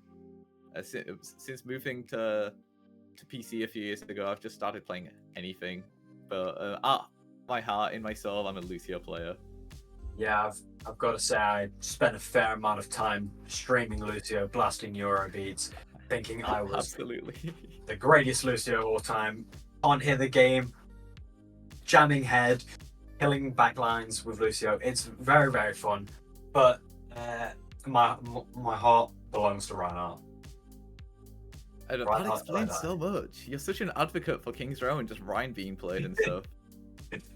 You've got to run it down. Hey, they went King's Row and they won it. Hey, they got no Ryan, but they still ran a Brawl comp. They ran the DLC. They ran the Overwatch 2 Ryan. They ran Junker Queen, and it worked for him. Yes. You know, Ryan. I'm sure if I dig deep enough, I can find my fast-paced Eurobeat just soundtracks that I have somewhere in my YouTube that I just blasted when I was playing Lucio. Absolutely. That's who plays Lucio when you can hear the game? What's the point of that? Optional. You just have to stay alive. It's all you need. Game sound cringe, But all right, predictions time. So if you're doing a Preds, who's your favorite here to win? I know we saw a very strong performance from Houston just on stream. However, last week UNESCO put on a stronger performance, getting a 3-0 victory compared to Houston's 3-1 we just saw on stream. I mean, this isn't easy. They're such a strong team. This might be the hardest pick yet, since we have seen a lot of both these teams and the performances they played. We do have evidence on who we pick now, but I'm gonna back UNESCO on this one. Okay, all right. You were a fan of the Winston Reaper dive? I think the Reaper is what will be the core difference. Well, in that case, I know last time we both picked the same team trying to create an underdog story, but no, I'm Albach Houston. They had a incredibly fun comp to watch. I just like Junker Queen holding W and just getting job done. We're on. We have a map. Yeah. We're on Lijiang Tower. There is a Last map. week, today was Houston. I don't know if picked it, but Houston ended up playing on Lijiang today, and it was the one map they actually dropped against Kent. Last week we saw Unisco going to Ilios, however, and obviously winning their game there. Yeah, I mean, I do love both team comps from Lijiang Tower. They both work incredibly well on all of the maps. But I'm thinking about the tanks here. No brain, forget everything I've ever thought of. I'm thinking about tanks. I think the Winston might just have the edge, especially on Garden. Being able to close these distances, being able to cut off the bridges, and playing the spaces that they wanted. I think the Winston might just take the advantage here, and that's why I'm backing Unisco a little bit.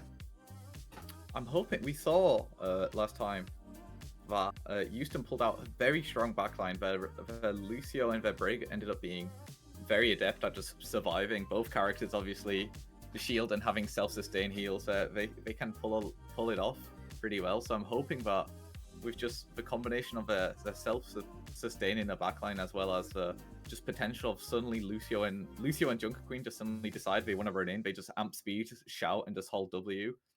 I kind of like the idea of. I see the vision of Unisco committing to a dive, Houston ignoring it, just running for the backline and getting half the team right there and then. So Yeah. I think it'll be a fun match because hopefully it'll be down to the actual gameplay. It won't be won in the hero select screen. It'll be won on the point. It'll be won via just the better team winning, I guess. But here we are. Market here first. Definitely, probably the most interesting map for these two teams to clash on. Oh, I've seen some differences already. They're not trolling me. That's not the Junker Queen character. Wait, no, that is the Junker Queen character. That's not the Winston character. I think we saw Doomfist be used in overtime of Blizzard World to stop the point from capping the second point on Blizzard World on defense, and then Wanton just stuck on it for a few more minutes and just actually did pretty well. So this isn't incredibly surprising, but it's just not what we were expecting. Both teams using the sim here to teleport up, but swapping off instantly. Oh, Wanton. Whoa, pushed onto point early. Not quite burst through though. The Doomfist didn't have the cooldowns online to try capitalize off of it. However, charge punt is on. Doesn't hit anyone. Reaper just with the self-sustain, the life heal, running around the pillar, but Tequila's the first one to fall. However, Wanton falls soon after. A pick on both sides, and the point gets first taken up by Unisco. The Reaper's doing such a good job at keeping Junker Queen at bay. It's taking down my Maid of Stone. This Genji that we saw, both teams actually often use the Genji, but yeah, we saw Maid of Stone just last map put a very good performance on this Genji with both the blades and just the raw Genji performance, and it's a very big and important part of this team. So, however, Unisco winning the first fight, but very quickly, only getting 20% before Houston managed to cap it back in their favor. We need to highlight the ults here. Both charging their ults very, very quickly, especially for this map and the team comps they're playing. The Doomfist, not surprising as much with the ult charge. I feel like Doomfist just needs to squeeze a little bit more value out in these fights. Yep, both sides committing a Lucio ult there. Queen ult also being committed, swinging, gets one, and forcing Doom to run out as well. And yeah, that's just a dominant showing by Houston. But both sides committed quite a few ults, but Houston coming out on top. Yeah, I would have liked to see the Winston more against this team. But the Doomfist, I understand the Doomfist pick, but I feel like it's struggling here to protect the backline as much, especially from this Junker Queen getting in quickly. Yeah, it's about, I think, who makes the first move and who successfully pulls off the first move here. However, Unisco currently, they made the move and they made it well, getting two to open up our fight there, and they're hoping to take it, cleaning it up with the Reaper ult. Yeah, it's a good fight for them. using a couple support ults, but it was early on in the fight, so they got a little bit of ult charge back by the time the fight was over. Both support ults gone for Houston as well, but they do have the DPS ults ready. The Doomfist ult might be used to slow them down, create a bit of mayhem in the back line. Doomfist are actually connecting with Junker Queen, Raph, and Lucio, but Both blades come out. getting messy, but both carries are still alive, on point, gets their health back. Doomfist gonna come back, try contested Junker Queen, but how much can you do? Junker Queen swinging into the air, sadly nobody around that corner to hit him. Lucio getting in touch with the Reaper. Rare form is out, but he got back to full HP during that time. Not going to be enough, however. And the Sojourn ult committed as well. A lot of ults being thrown out here. However, Houston do end up cleaning up the fight and winning it there. They did take it. Unisco did a decent job at managed to hang on, get the percentage up a little bit, and but they're all charged for the next fight, for the recontest. Yeah, so what are we hoping to see here? What's the win condition for Unisco? No ults quite online. Somewhat approaching a few. I don't see big killing ult here for Unisco. Yeah, Houston are also still having the Lucio ult, so having a get out of jail free card if they need it. Lucio's popped early. The beat is used early by Unisco. Not Unisco, sorry, Houston. A little too early. Not really being threatened too Oh, and a much big there. punch from Doomfist to stop the Junker Queen ult. Doomfist flies off, has the recovery to make it back. Unisco taking the first pick. Houston do have the rush online. Not going to be able to capitalize off of it. Kiriko teleporting out. Joe gets one. A lot of the side of Unisco very low. Will the Kiriko fall? Not quite, but the Reaper will. And Houston Outlaws, team from UCL, taking the first point there. It was a very clean play. I think they've done a really good job at separating the Doomfist and the Reaper's players. The Doomfist isn't managing to get the hits in and the stuns in and create a bit of chaos for the Reapers to go in and get that damage. And it's really, really affecting the Reaper's ult charge. If the Reaper could have got a few more big hits in there, the ult would have came out and we don't even know what would have happened in that fight after. As we all know, Reaper ult equals a lot of kills. Well, yeah, our base level of gameplay, we'll see. There are some ways to work around it, however. Both sides opening up with same, just going to get to the point a bit quicker. But we are seeing Unisco stick to this Doomfist pick. Going to make it to point a bit quicker. With the dive computer, you'd hope so at least. Fighting on this bridge here. They're going to have a much easier time getting that space early, but it depends whether they're going to be able to hold it. And yeah, no DPS on the side of Unisco. I'm really going to be enormous fans of the fight being taken here.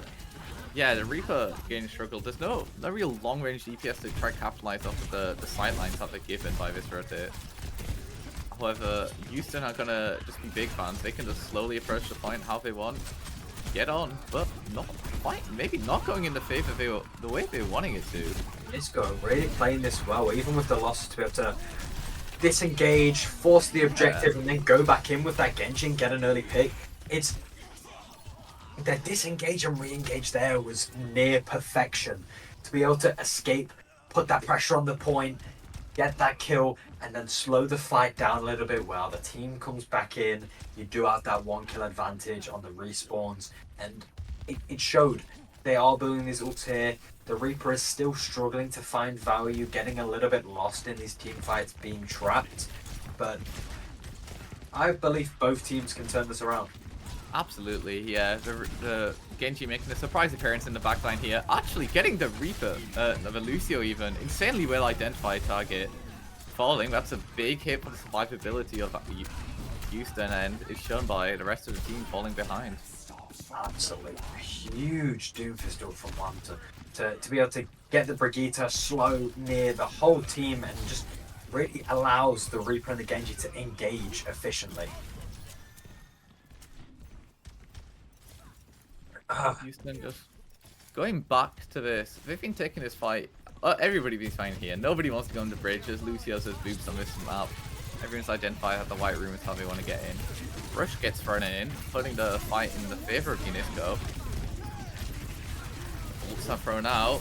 Sojourn online. Will it get popped? Yes. Houston trying to get this loose here, but a little too slippery for the Sojourn. Oh, Go. End up losing the point there. could But go either way seems to here. be winning number-wise, actually. Individual plays being made on the side of Houston.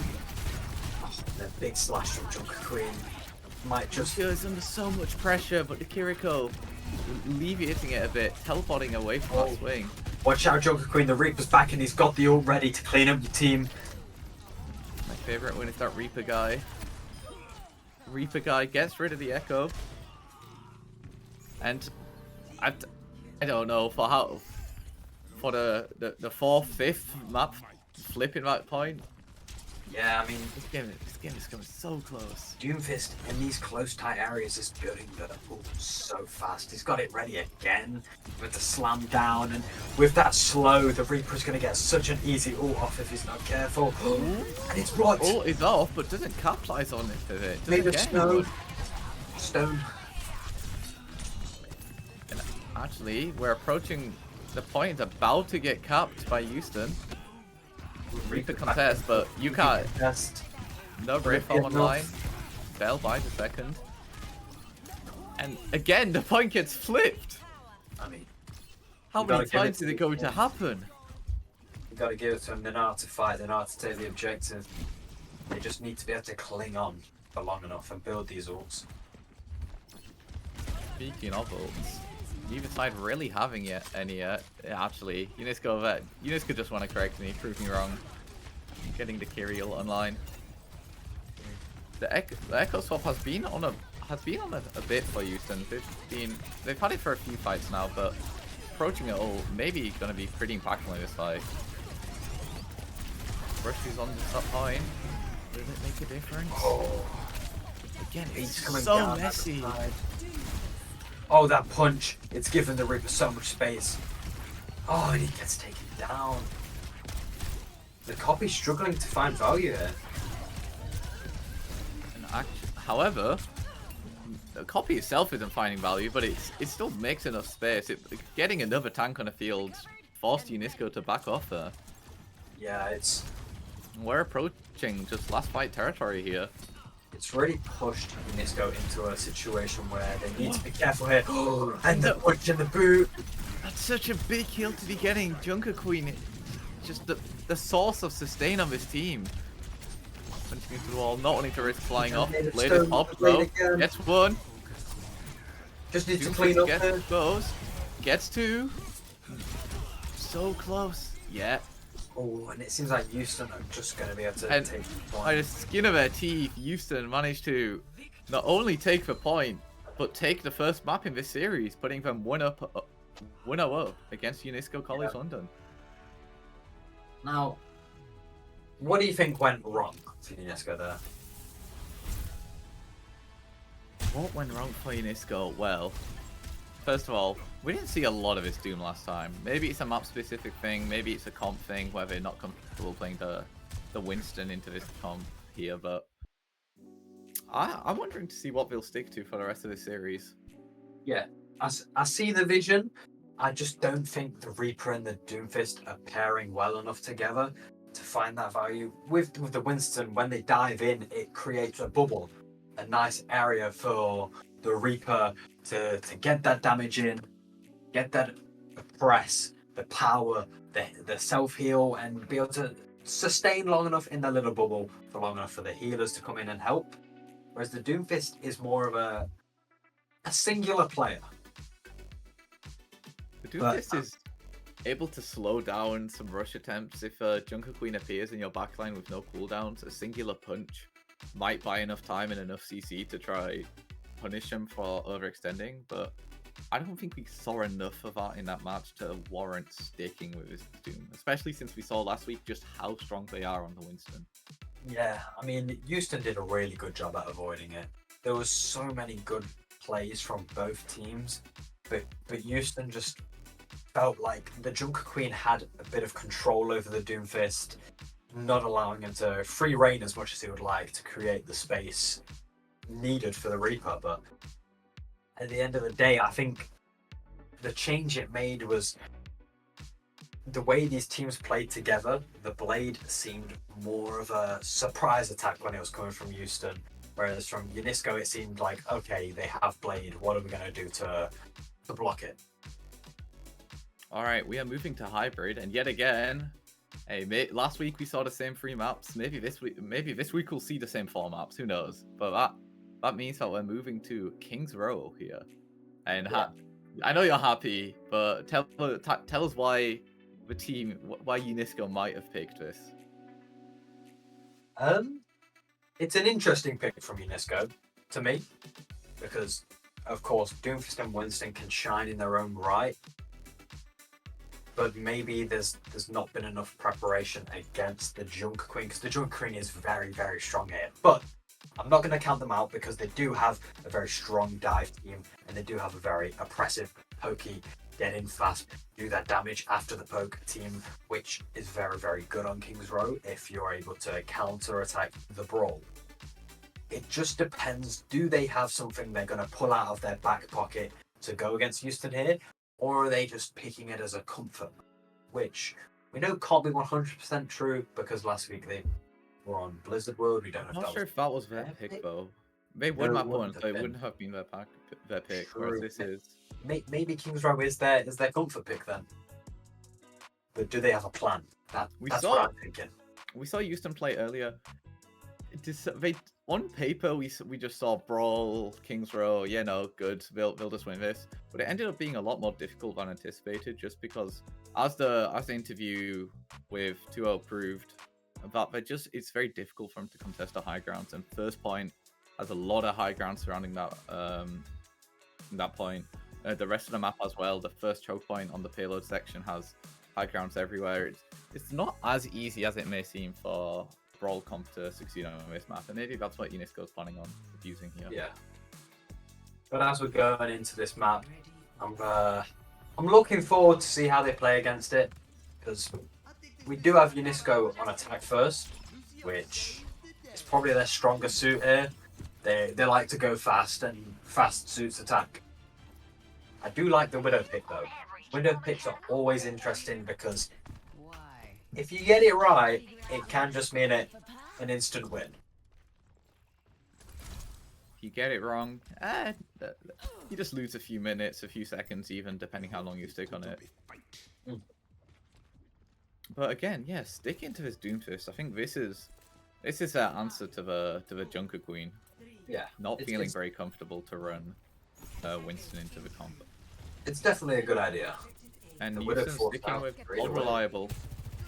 Sticking with what we've seen him run this entire time. So just gonna use the longer sideline here, just spray down early, try charge shot, rail shot, bailing the Kiriko out of pressure there. The E forcing the Genji to back off a bit. However, maybe this is why we saw the Doomfist. Yeah, Junker Queen overextending there. A combination of the punch and the rest of the damage output falling early in this fight. Yeah, it's interesting to see how it's going, because Unisco definitely seem to have upped the pace a little bit, and this is clearly where they shine, because they've just absolutely steamrolled the first objective. Yeah, the 2-0 overextending a bit on the a little surprise in the back line, not gonna be enough. Alright. 2-0 overextended a bit on the Junker Queen, the Doomfist punch just made that 2-0 went even further back, and just the team wasn't there to bail him out of that situation. And look, this is last point we saw after the first point, Houston held him at the first choke point. Held Ken at the first choke point right after the point, but here Unisco are just instantly pushing forwards and pushing him as far as back as possible to just get as much progress on this cart and as much space as possible. Yeah, this is very run-of-the-mill classic Snowball. They got the first point, they caught off the stragglers, they punished them for still being there. Now they've got a lot to work with. They have to be quite safe here, not to throw away that advantage. because push too hard, Houston are going to be able to bite back quick. Alright, Doomfist ult was committed. Doesn't get anybody, but it does force them all back. 2-0 in a precarious situation, falling due to the rest of the team just falling onto him. And you just got to clean up that fight. This Doomfist pick, you know what? Maybe I questioned it too soon. Yeah, it's interesting because for situations like this where you are snowballing, Doomfist is so valuable. It's so good. But there is a regrouping. but it However, can be they are stopped. trying to push into a rush. Oh dear. The blade comes out and it's doing a lot of damage. Creating a lot of Observing that space. dash, knowing the Kiriko teleport out. And that is the first fight I think this game Houston has come out on top on. Yeah. UNESCO do have to be aware here not to commit too many ults in this next fight straight away, because they are going to be fighting a losing battle. Whereas if they take a bit of time, build their ults a little bit, because it's not looking good if you ult early against Houston here, because Houston have got 4 online. Houston are playing these high grounds. Thankfully, Unisco have a Genji at Doombe. They're able to contest them, but are they able to contest an ulting Sojourn with Lucio over heal? We'll see. Actually, just run away. So the ult mainly not getting a lot of value as anticipated, but Houston managed to still get to regardless. And Unisco are yet again forced to back out or just lose the fight there. See, this is the problem with UNESCO's team comp. It works very well when it's working, but once it stops working, it's very hard to fix what's going on and get it working again. It's not impossible, but they're going to need to use their ults well and shut down Houston really, really well here. Because Yeah, they're approaching the Doom here, but I'm not sure how much. It'll be a question of how much value we can get with it, because this is not an ult well known for taking 5Ks, especially when Briggs over health is in the question. Sojourn on the high ground here. Break just swinging around, keeping the team alive. Ult running out, and actually, ult running out makes a big difference there. Falls early, and Unisco capitalize off of it and just continue pushing forwards. UNESCO do have to be careful because that Doomfist is low and the Drunk Queen can do a lot, but Drunk Queen gets taken down by the Reaper. Yeah, Doomfist fell, but it's absolutely not enough. And Unisco, after a few fights there, a few scouting fights, managed to secure the point here on King's Row. Yeah, I mean, this is going nearly exactly according to plan here. As most people do find, the last point is a little bit harder to take. It's a lot more close at this range. This is normally when snowballs begin to end, as teams start to come together, figure out what they have to do, and rally. Yeah, both points. Oh, Doom gets committed. Gets one. Yeah, gets one. There we go. Breaking through the healing of the team there. 2-0, however, one will not be enough. Junker Queen is behind Houston here. Oh, and the Reaper. Oh, the Reaper guy falls down, but I don't. Survives alive somehow. Not really. Just a perfectly timed beat there to save the entire team, really. Yeah.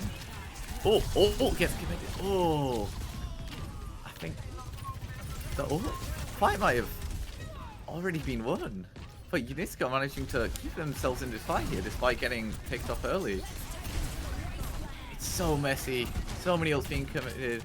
Junker Queen ult perfect for a scrappy fight like this. Being able to negate the healing, but I don't think it's capitalized off of really. The Suzu are just so good at dealing with it. But Hovey managing to get a kill. Even this up here, the kills on the side of Houston do mean a lot more here because the spawns are so close. Yeah, and despite all the chaos, Houston managed to stabilize and hold this point a bit longer. A minute 20 remaining, so Houston's still gonna have a few more attempts. Still gonna have to fend off a few more attempts from Unisco College. Yeah. But in the mind of Houston here, they're gonna be thinking, "Oof, we got them past the 1 minute mark. That's a big that's a big objective that you need to get. You need to whittle them down to at least a minute, otherwise things could go bad quickly. Doomfist pushing 2 off the high ground. This Doomfist is very good at doing that. Doesn't quite get the punch off, and having to try fend off from a rush here. CC going to buy a few seconds. They're all gonna buy a few more, Risky, but doesn't quite get a kill. And I think actually gets bailed out by his team. Manages to come out alive. Not. Never mind. I lie. Sometimes I be lying. What can I say? equaling up from Again. It's These You hate fights to are see- so- you these hate fights to are see so it. scrappy. You hate to see wasted ults, but sometimes it does just happen, and it's sad because the beating this last fight could have been monumental, but it's gone, and they have to try and move past it and not get tilted. The rush is still there though, and it's coming out. They do almost have to blade. They used to he might and have Luke bladed going live. earlier.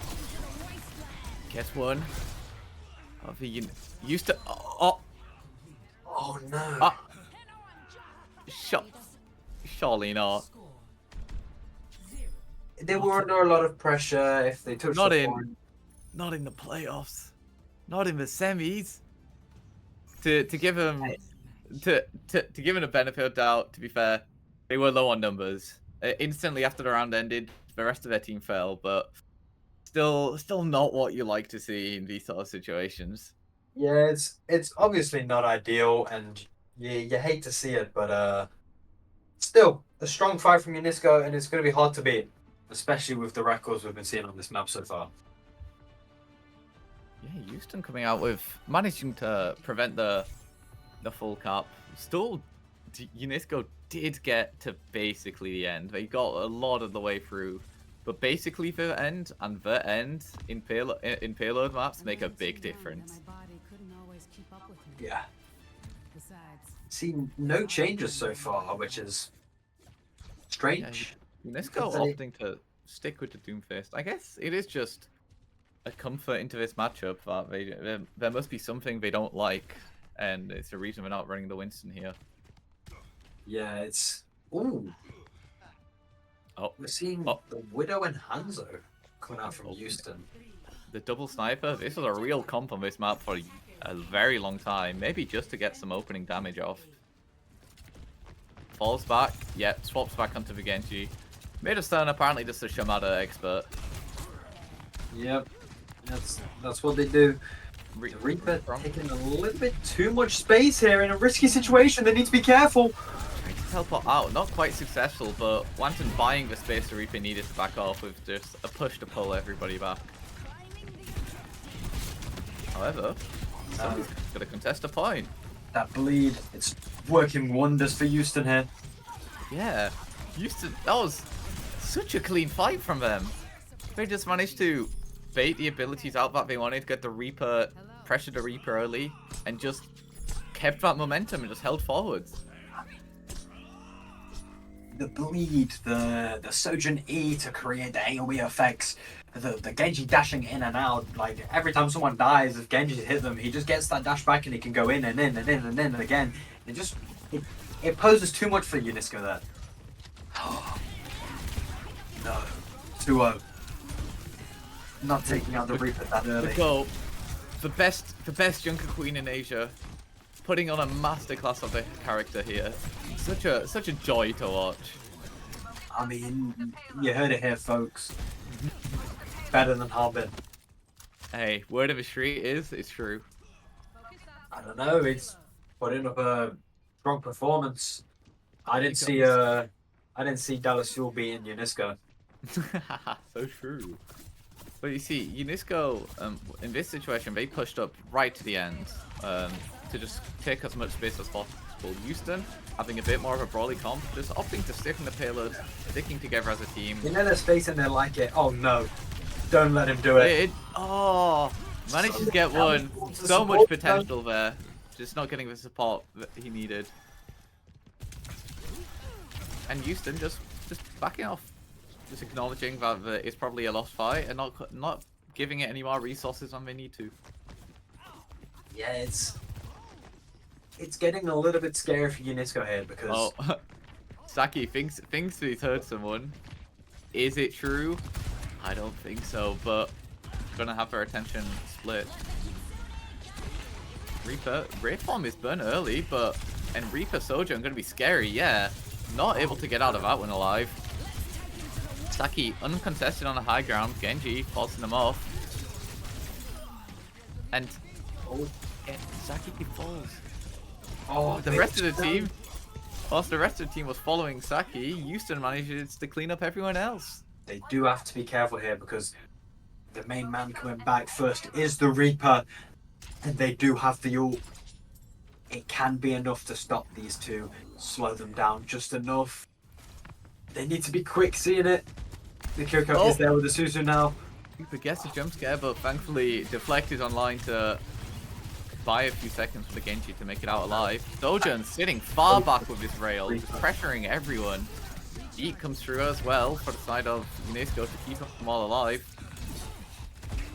And 2-0 isolated from the rest of his team. Doesn't make it out alive. Wanton, however, apparently was also isolated and fell to the Genji here. There it is. The funny ultimate. Doesn't get a kill, but does buy space for the rest of the team to capitalize off of it. And Unisco managed to hold his point. Yeah, it's a good hold, but they are ultimate down here, and they do have to be quite careful. You know, made of stone here with the blade, it can do so much. Do they have the beat? No. All they have really is Suzu or a punch to deal with it. Used to know that, and they're going to be getting in quick, and they're going to be ready to use it. All right, Blade gets one. Damages the Doom, but focuses attention to Genji. Oh gets no! Alive. The The point. split, the blade, creating so much havoc on the point. They have to run back in chaos. This is perfect for the. Ooh, that's not perfect. Having a close fight on the point is perfect for the Junker Queen, as we see here, especially with the Russian line. Every ability Flash. duo would ever want. No, the kills there, and the Junker Queen already. It's going to cause havoc taking this next Reaper is point. there. And 3 minutes to push it to almost the end here. Houston are in a very strong position to take the second map. Unisco do have the ult advantage, which is fair enough to them, but they do have to be very careful here about overextending. They do it one or too many times, it's over. 2-0, you see, yeah, look, 2-0 pushes a bit far forwards, and the Doomfist punch And they make use of it. almost gets a kill, but baited a little bit by using the Junker Queen ult in response. Gets a knife. Flash now hitting free. So much damage is done, falls in the process, but I think the damage was enough. Blade pops, Hero's Blade, but it's not going to be enough, and is Wow. anyone else going to be able to touch? Wanton comes back, Noah online to be able to stall out a bit longer here as well. Kiri Rush as well committed, and I think Unisco stabilized this fight here and actually forced Houston to back off. Yeah, that was very well played from the Kiriko there to be able to get back in. Do a little bit of chip damage, keep the Doomfist ult, and then use that Suzu near perfectly. So scary for Unisco, but yeah, perfect identification of how to keep themselves in this game. Oh, but the beat comes Blade out, is the pop. blade's there. The Yeah, Lucio's not ready enough. for it, going in for it. Doom, Oh, the Russian and Southpaw Rogan's as going to be well. ready, and that's it.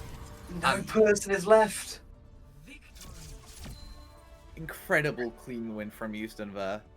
Just acknowledged that the last fight wasn't going their favor, backed out, stopped committing resources, regrouped, and just went back in and got the win here on King's Row, putting the match score to 2-0 to the Houston Outlaws. I mean, they as clean as butter, really. Taking out both the supports with a blade, that's all you can ask for, really. And That's the they've done it perfectly. yeah, that's the Genji Overwatch right there. Just get rid of the back line. What's the rest of the team gonna do? Yeah. And that was Unisco's map pick. So we saw a bit more of what we were expecting from the Doomfist. managing to capitalize off of the Junker Queen being slightly out of position in moments. However, it was not enough to secure a map win here. Pushing it almost to the end is not good enough. You need to be pushing it to the end, and on defense as well. Obviously, not being able to prevent the full cap. I'll tell you what I think more about it and what they should be doing in this next match right after the break.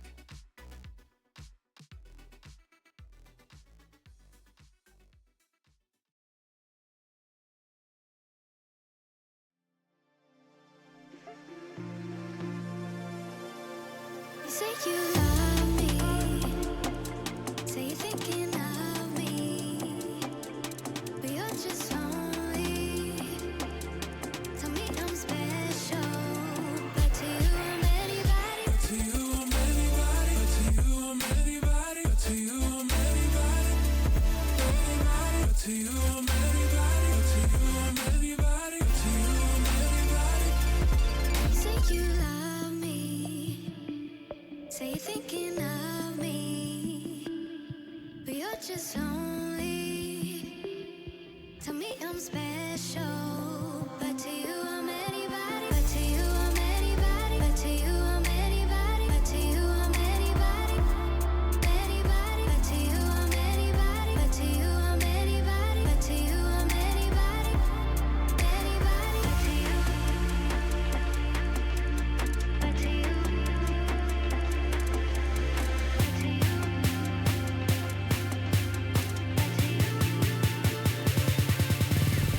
To you I'm anybody. To you I'm anybody. To you I'm anybody. Anybody. To you I'm anybody. To you I'm anybody. To you I'm anybody. Anybody. But to you. But to you. But to you.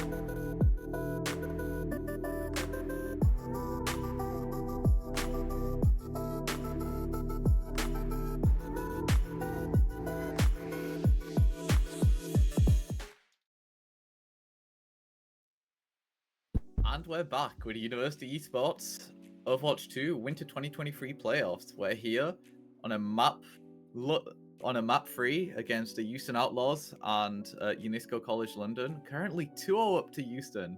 However, Finn, you were telling me you're about to impart great knowledge on me before we got stolen away to the break. So what have you come back with? I'm gonna bless you all with a little bit of knowledge and a bit of Finn Hay pizzazz here for this last map. See, UNESCO have been doing so well with making the initial push, getting the snowball going, but I think they need to use this to get a nice placeholder, get a couple of the characters some nice ult charge and get their position in the map going, and then swap to a more stable core team. We have seen them on other characters other than Winston doing this. It might not have been for that long, but I'm sure we saw them on some more stable characters in the first best of 3 last week. And I would like to see them use some of that. I think we did. I could be wrong. I think we saw a Rissa from them, but If- we're if about they to see a pull it lot out- of opportunities for various characters as we are going to Servasa, obviously the Flashpoint map here, chosen by UNESCO. So hopefully they have some sort of game plan here, some sort of win condition we're going to be playing for. As I was saying earlier, allowing Flashpoint in general as a game mode where you can play a lot during the set because there's just so many different points where so many different heroes can succeed. But they've chosen it. Last week they played New Junk City because it was the opponent's pick. This week they've chosen another map. So hopefully there's a reason why.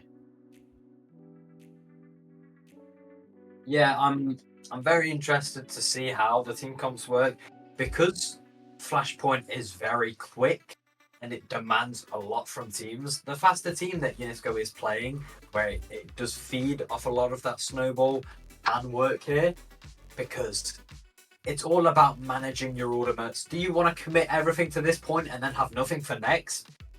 Do you play safe so you can take this map? But we'll have to see in the map that we're going into now. All right, we see what we're expecting. We've seen the Junker Queen comp from the side of Houston. They played Cerebassa in their last set as well, and they ended up on top of this comp, so no surprises here. Unisco sticking with the Doomfist pick. It seems to be their preferred choice during this set. It didn't do badly. Again, pushing it almost to the end on King's Row, holding off Houston for a decent amount of time, but not managing to clinch it out. So hopefully this map will be different for him, as I'd like to see this go more than just map 3. Yeah, there's definitely a lot of room to have some different maneuvers here and play in the ways that they would like because of the map types. Oh, and I don't think they see the Doomfist, but Tequila taking out the Reaper straight away. Yeah, but I don't think that was a Reaper going on a weird flank. I think that's just the power of a Kiriko headshot, just being able to swing your health bar so quickly.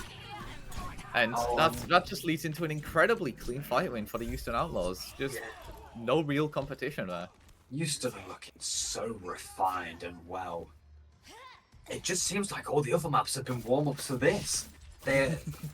Especially Tequila, we have not seen enough of Kiriko just dominating.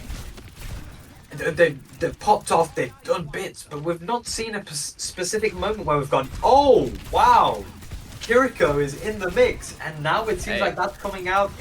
Are all the cogs in the wheel coming out here for Houston? Yeah, Kiriko no longer in the mix in the side of Unisco, getting picked off very early in that fight. And if your main source of heals falls early, the rest of the team is gonna swiftly follow. Yeah, this is my problem with Unisco's team comp. They're very good, they know what they're doing, and it works. But when it doesn't work, what do you do then? And it seems like they don't have an answer. Yeah, they seem confident in this pick, so hopefully they find an answer soon. And this fight may just be the answer we were looking for. Managing to get first 2 picks, lose their own Kiriko in the process. However, they do flip the point and win the fight overall. This is what we're talking about. It has worked. Now they just need to keep making it work. If they allow it to be a defense on this point, their team comp isn't going to cut it. They need to make it as a, we are coming for you now. Not a, take the point off as, like, you need to play with your momentum and your speed with this team comp. And I want to see it. How are we going to see it, though? Infinite ults. Every ult Houston Outlaws would ever want on the side of them.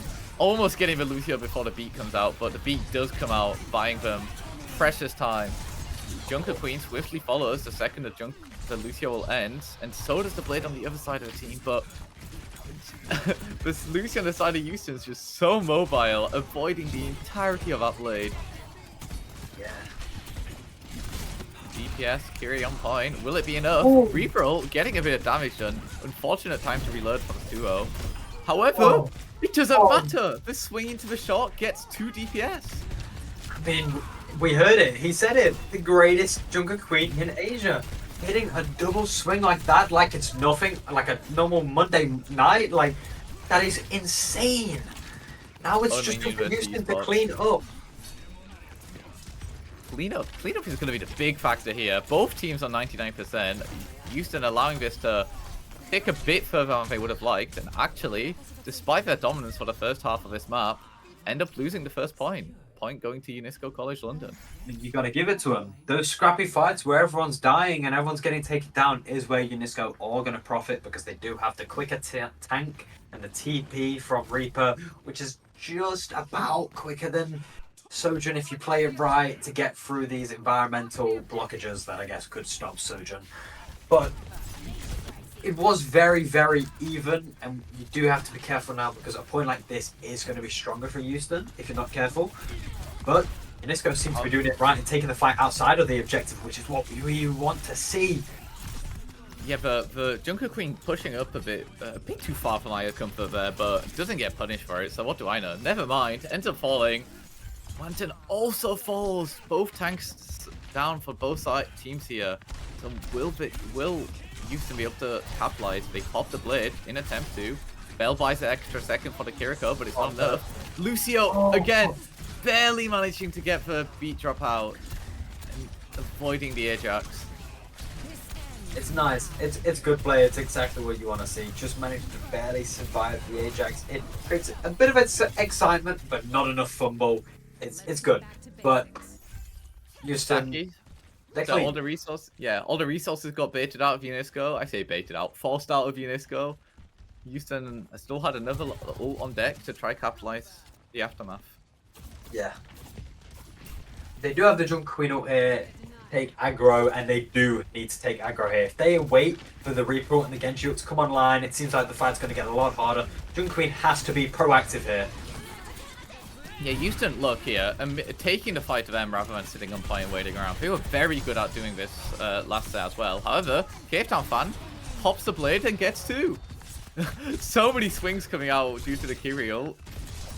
However, the rest of his team has also been falling, so we'll see how it goes. The Genji fight on the edge here. Maidstone not making it back to the point. And UNESCO managed to take it, flipping the point once again in their favor. They seem to have definitely caught their rhythm a little bit more in this game. They are getting a lot better with these flips and trades and managing to take the fights at the right time and not allow their ult economy to be taken advantage of, and it's showing. Taki on the flank here, on the side, just going to be poking away. Doesn't have ult, doesn't have a real charge. However, is aware that there is a Reaper sneaking around somewhere. Reaper coming in, you see a Reaper approaching you in rare form, you know what his intent is. You know that ult is coming out right afterwards. Oh. And UNESCO, again, take the second point here.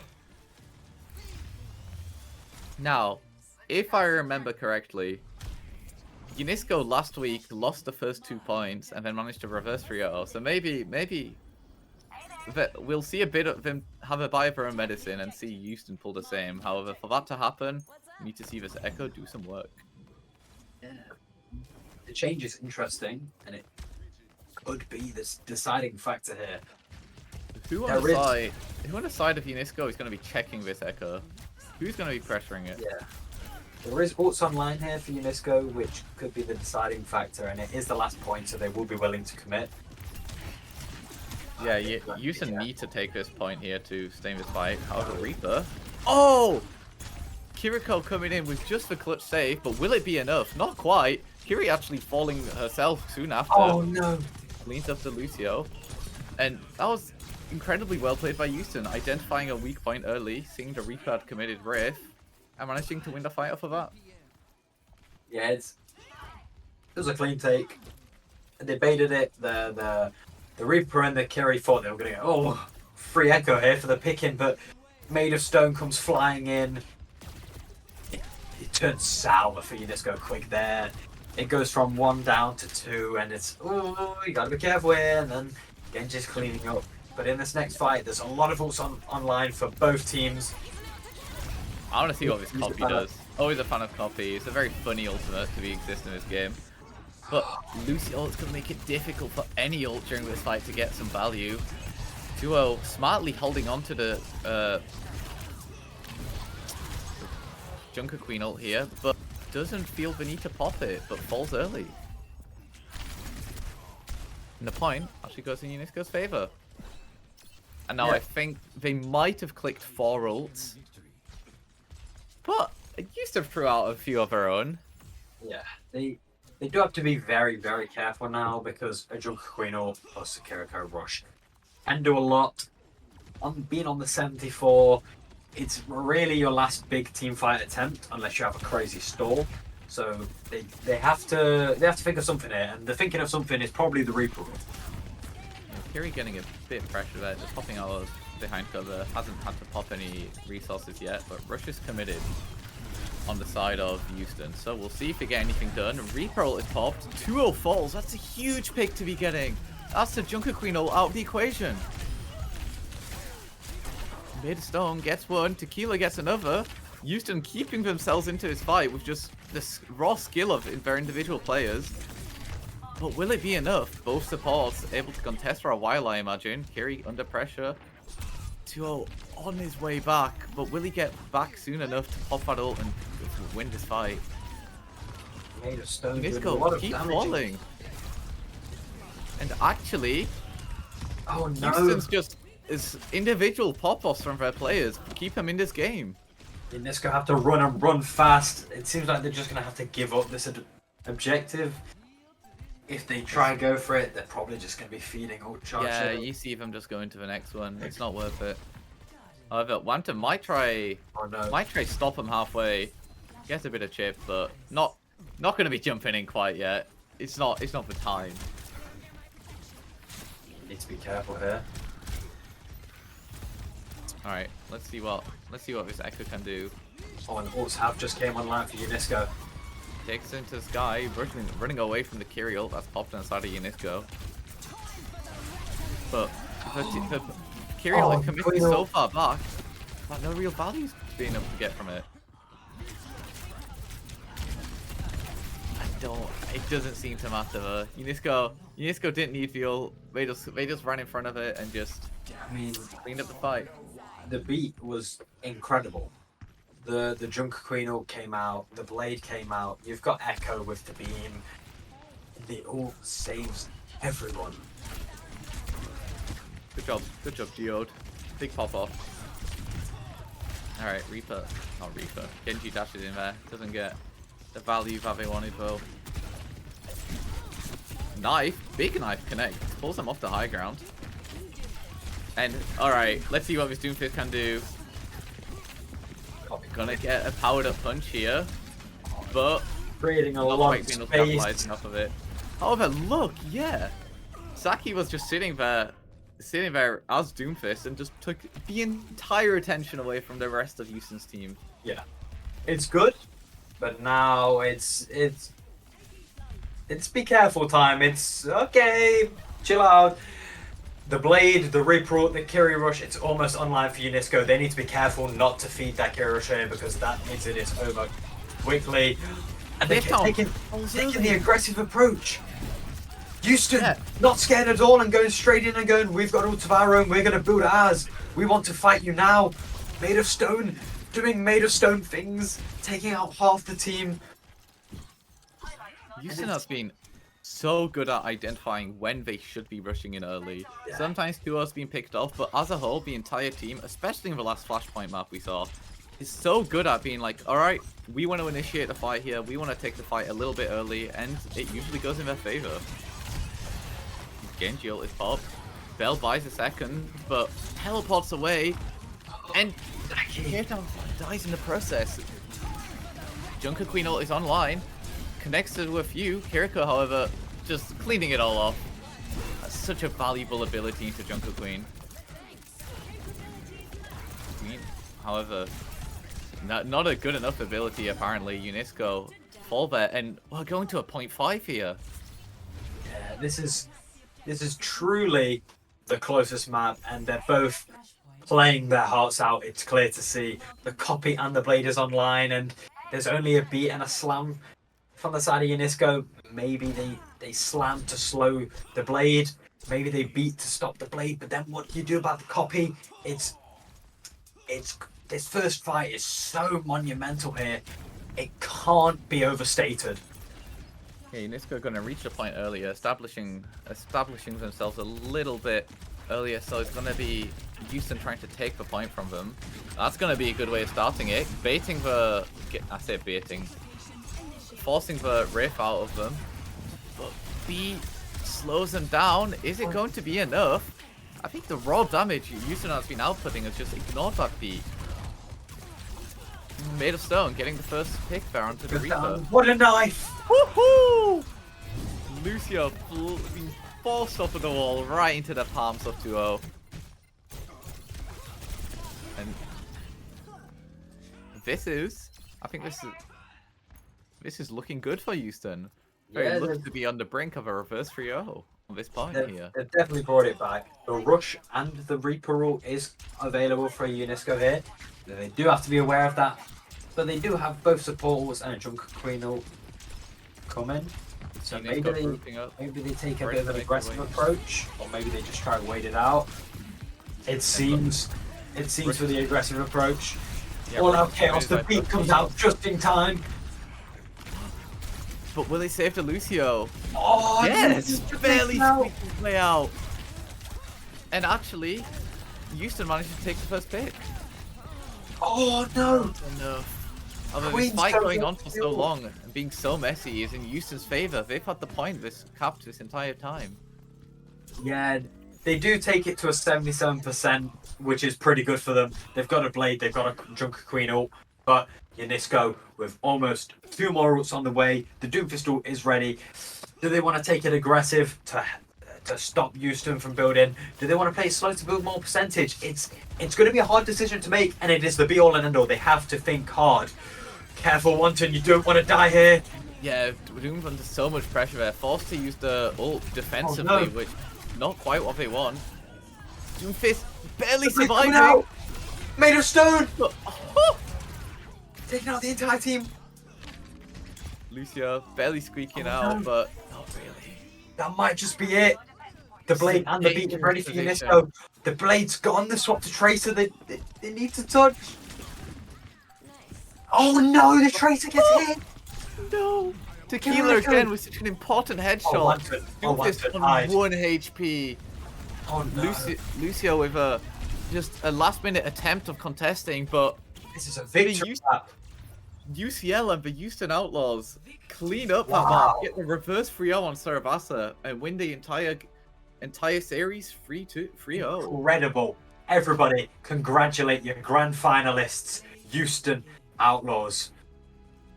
They have booked their ticket. They have secured their seat at next week's in-person grand finals event. I mean, just absolutely insane plays from Made of Stone. Just dominant throughout the entire game. I can't think of one single play or one single map where I didn't go, wow, that Blade was incredible.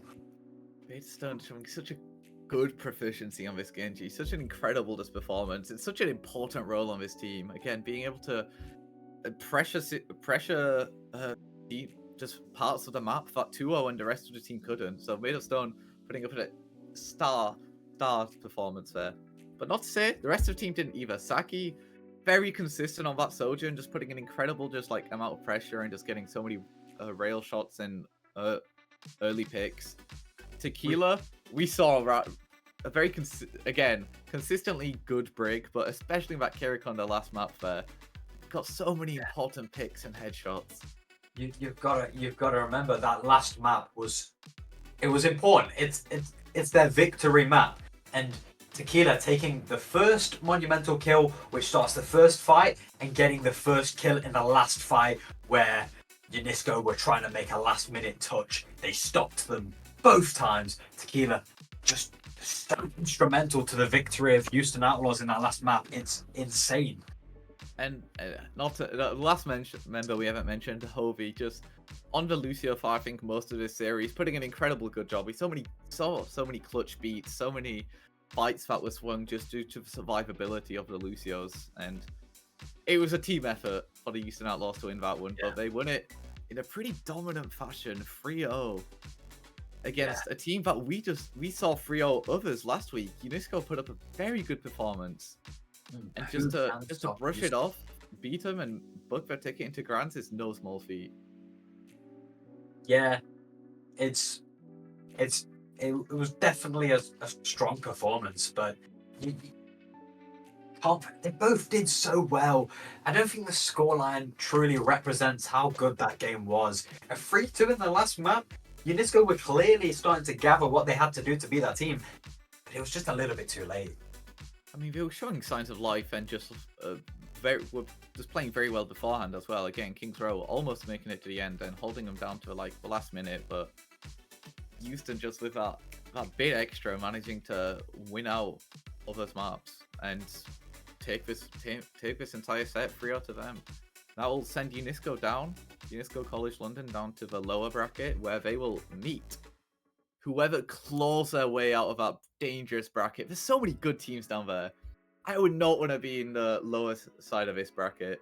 But yeah, all right. In lower, we saw Warwick Angels beat Kent and Oxford beat Portsmouth. So it's Warwick versus Oxford. The winner of that.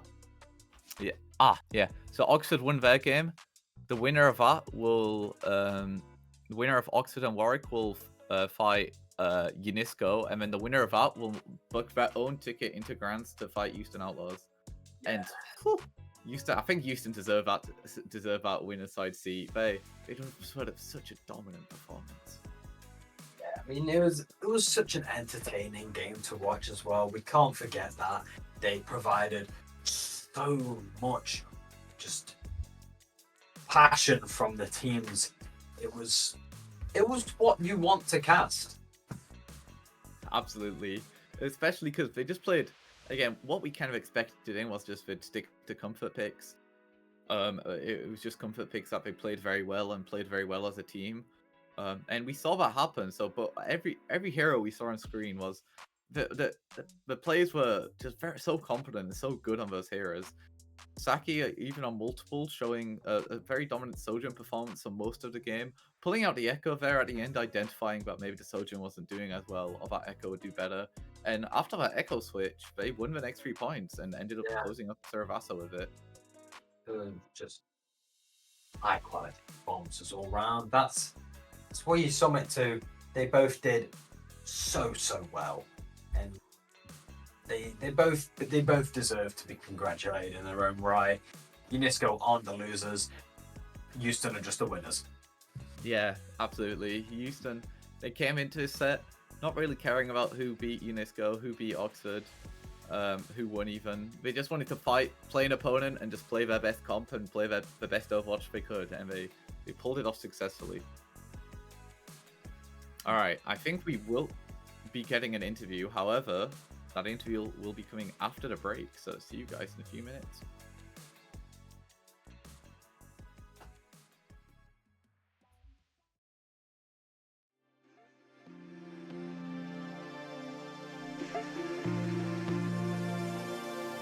You say you love me, say you're thinking of me, but you're just lonely. Tell me I'm special, but to you I'm anybody. But to you I'm anybody. But to you I'm anybody. But to you I'm anybody. Anybody. But to you I'm anybody. But to you I'm anybody. But to you I'm anybody. You say you love me, say you're thinking of me, but you're just lonely.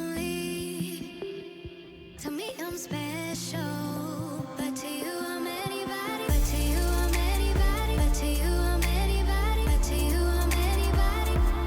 Anybody. But to you I'm anybody. But to you I'm anybody. But to you I'm anybody. Anybody. But to you. But to you. But to you.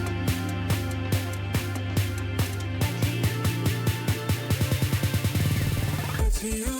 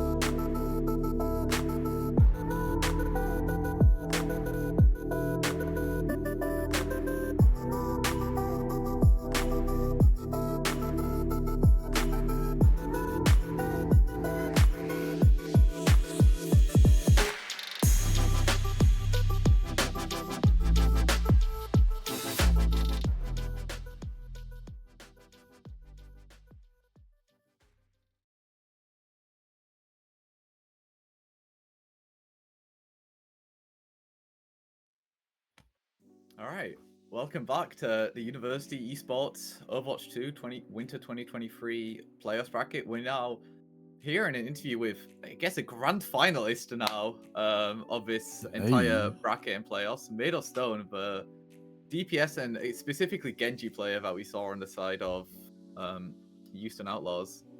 Hi there. Hi everyone. The first question I guess I have is,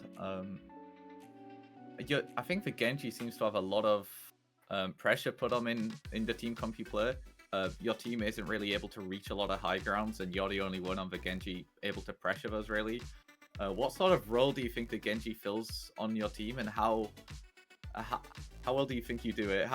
You're often the only one able to reach the high grounds, and it seems a lot of pressure is put on you to do so.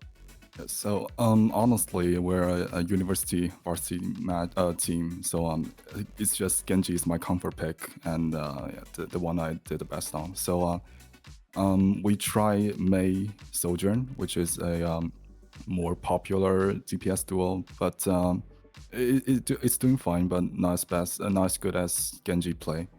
So yeah, before match, Dozy showed us like Sean did a lot of what'd you say, like flanking. It's their Kiriko. Kiriko did a lot of flanking and kind of waste cooldown a little bit, and Dozy just tell me just force Kiriko Suzu, force Kiriko TP, and yeah, I think my Genji is just my Genji today is just focusing their Kiriko. Nice, you identified a win condition and successfully pulled it off. I mean, that's just exactly how you're supposed to play the game. Find out how to win and do it. But I've got to ask you. I don't know if you realized while you was playing, but you've got a whole folder of Genji clips there. What song are you going to be using for the montage? Oh, I really like some progressive rock or indie rock, but that's just not for game montage. That's just too cliche. Montage. I would just say, yeah, especially Genji montage, one of the sweatest hero. So yeah, do whatever you like. I'm all good. Right. Yeah. So Tuo was on the interview beforehand and said that first of all, claimed that best Junker Queen Asia. Do you agree? And second of all, wasn't really scared of any of the teams coming in and seemed to be right. You came out with a strong 3-0, but is there anyone in the lower bracket that you expecting to meet in grand finals and maybe could be scared of or are expecting? Definitely Warwick. Warwick is undoubtedly like the best overall and for all the time. And UCL. I don't think in my memory UCL has ever reached prize playoff. So we're kind of like the underdog, even though we're on a higher bracket. So yeah, I would definitely watch out for Warwick. Did you beat Warwick earlier? Were you the ones to knock them down into the lower bracket? Yeah. We did, but they are still the alpha threat. Oh, fair enough. Well, you've done it once. If you're expecting to have to do it again, hopefully go successfully. Yeah, we'll try that. are you looking forward to playing in person? In person. Oh, do we have like offline events? Actually, no clue. It might just be the production. But are you looking forward to playing on the big stage, being in grands? Again, you say UCL hasn't really done it before, so a lot of like expectations.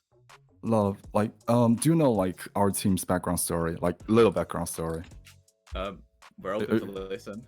Yeah, so like so I was second year. I'm on my second year, and last year like we did terrible. We can't even find 5 players.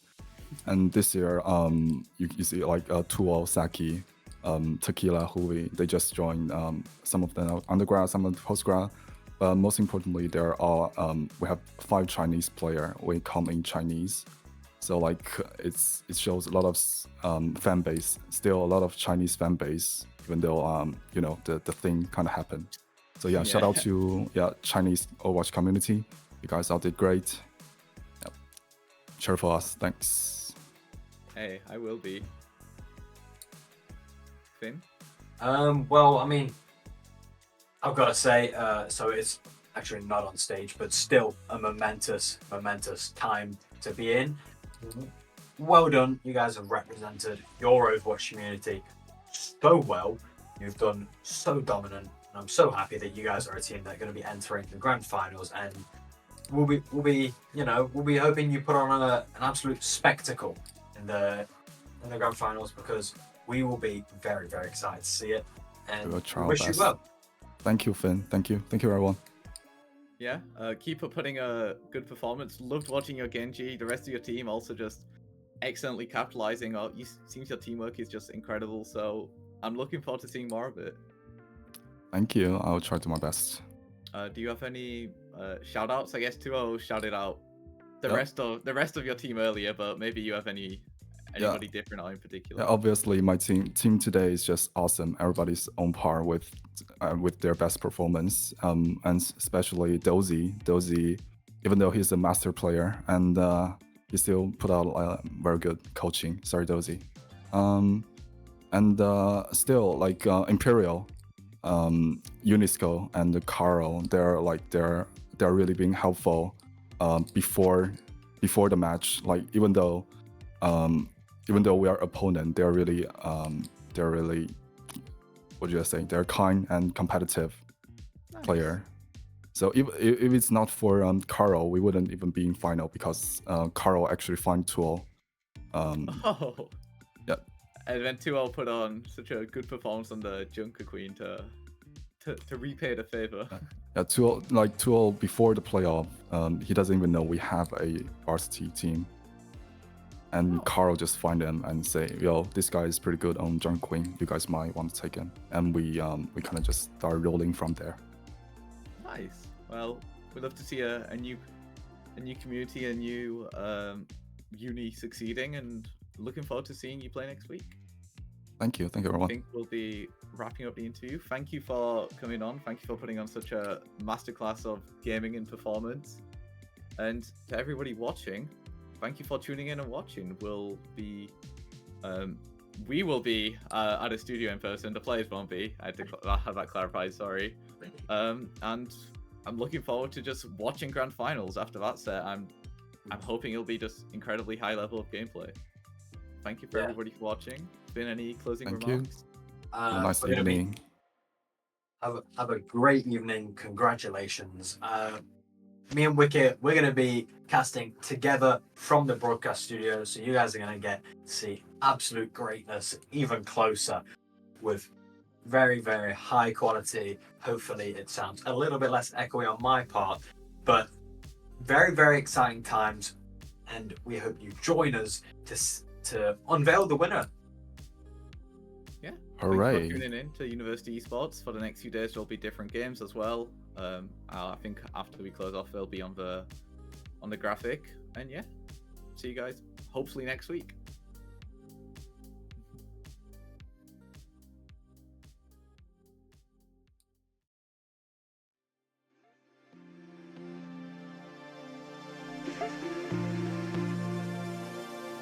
You say you love me, say you're thinking of me, but you're just lonely.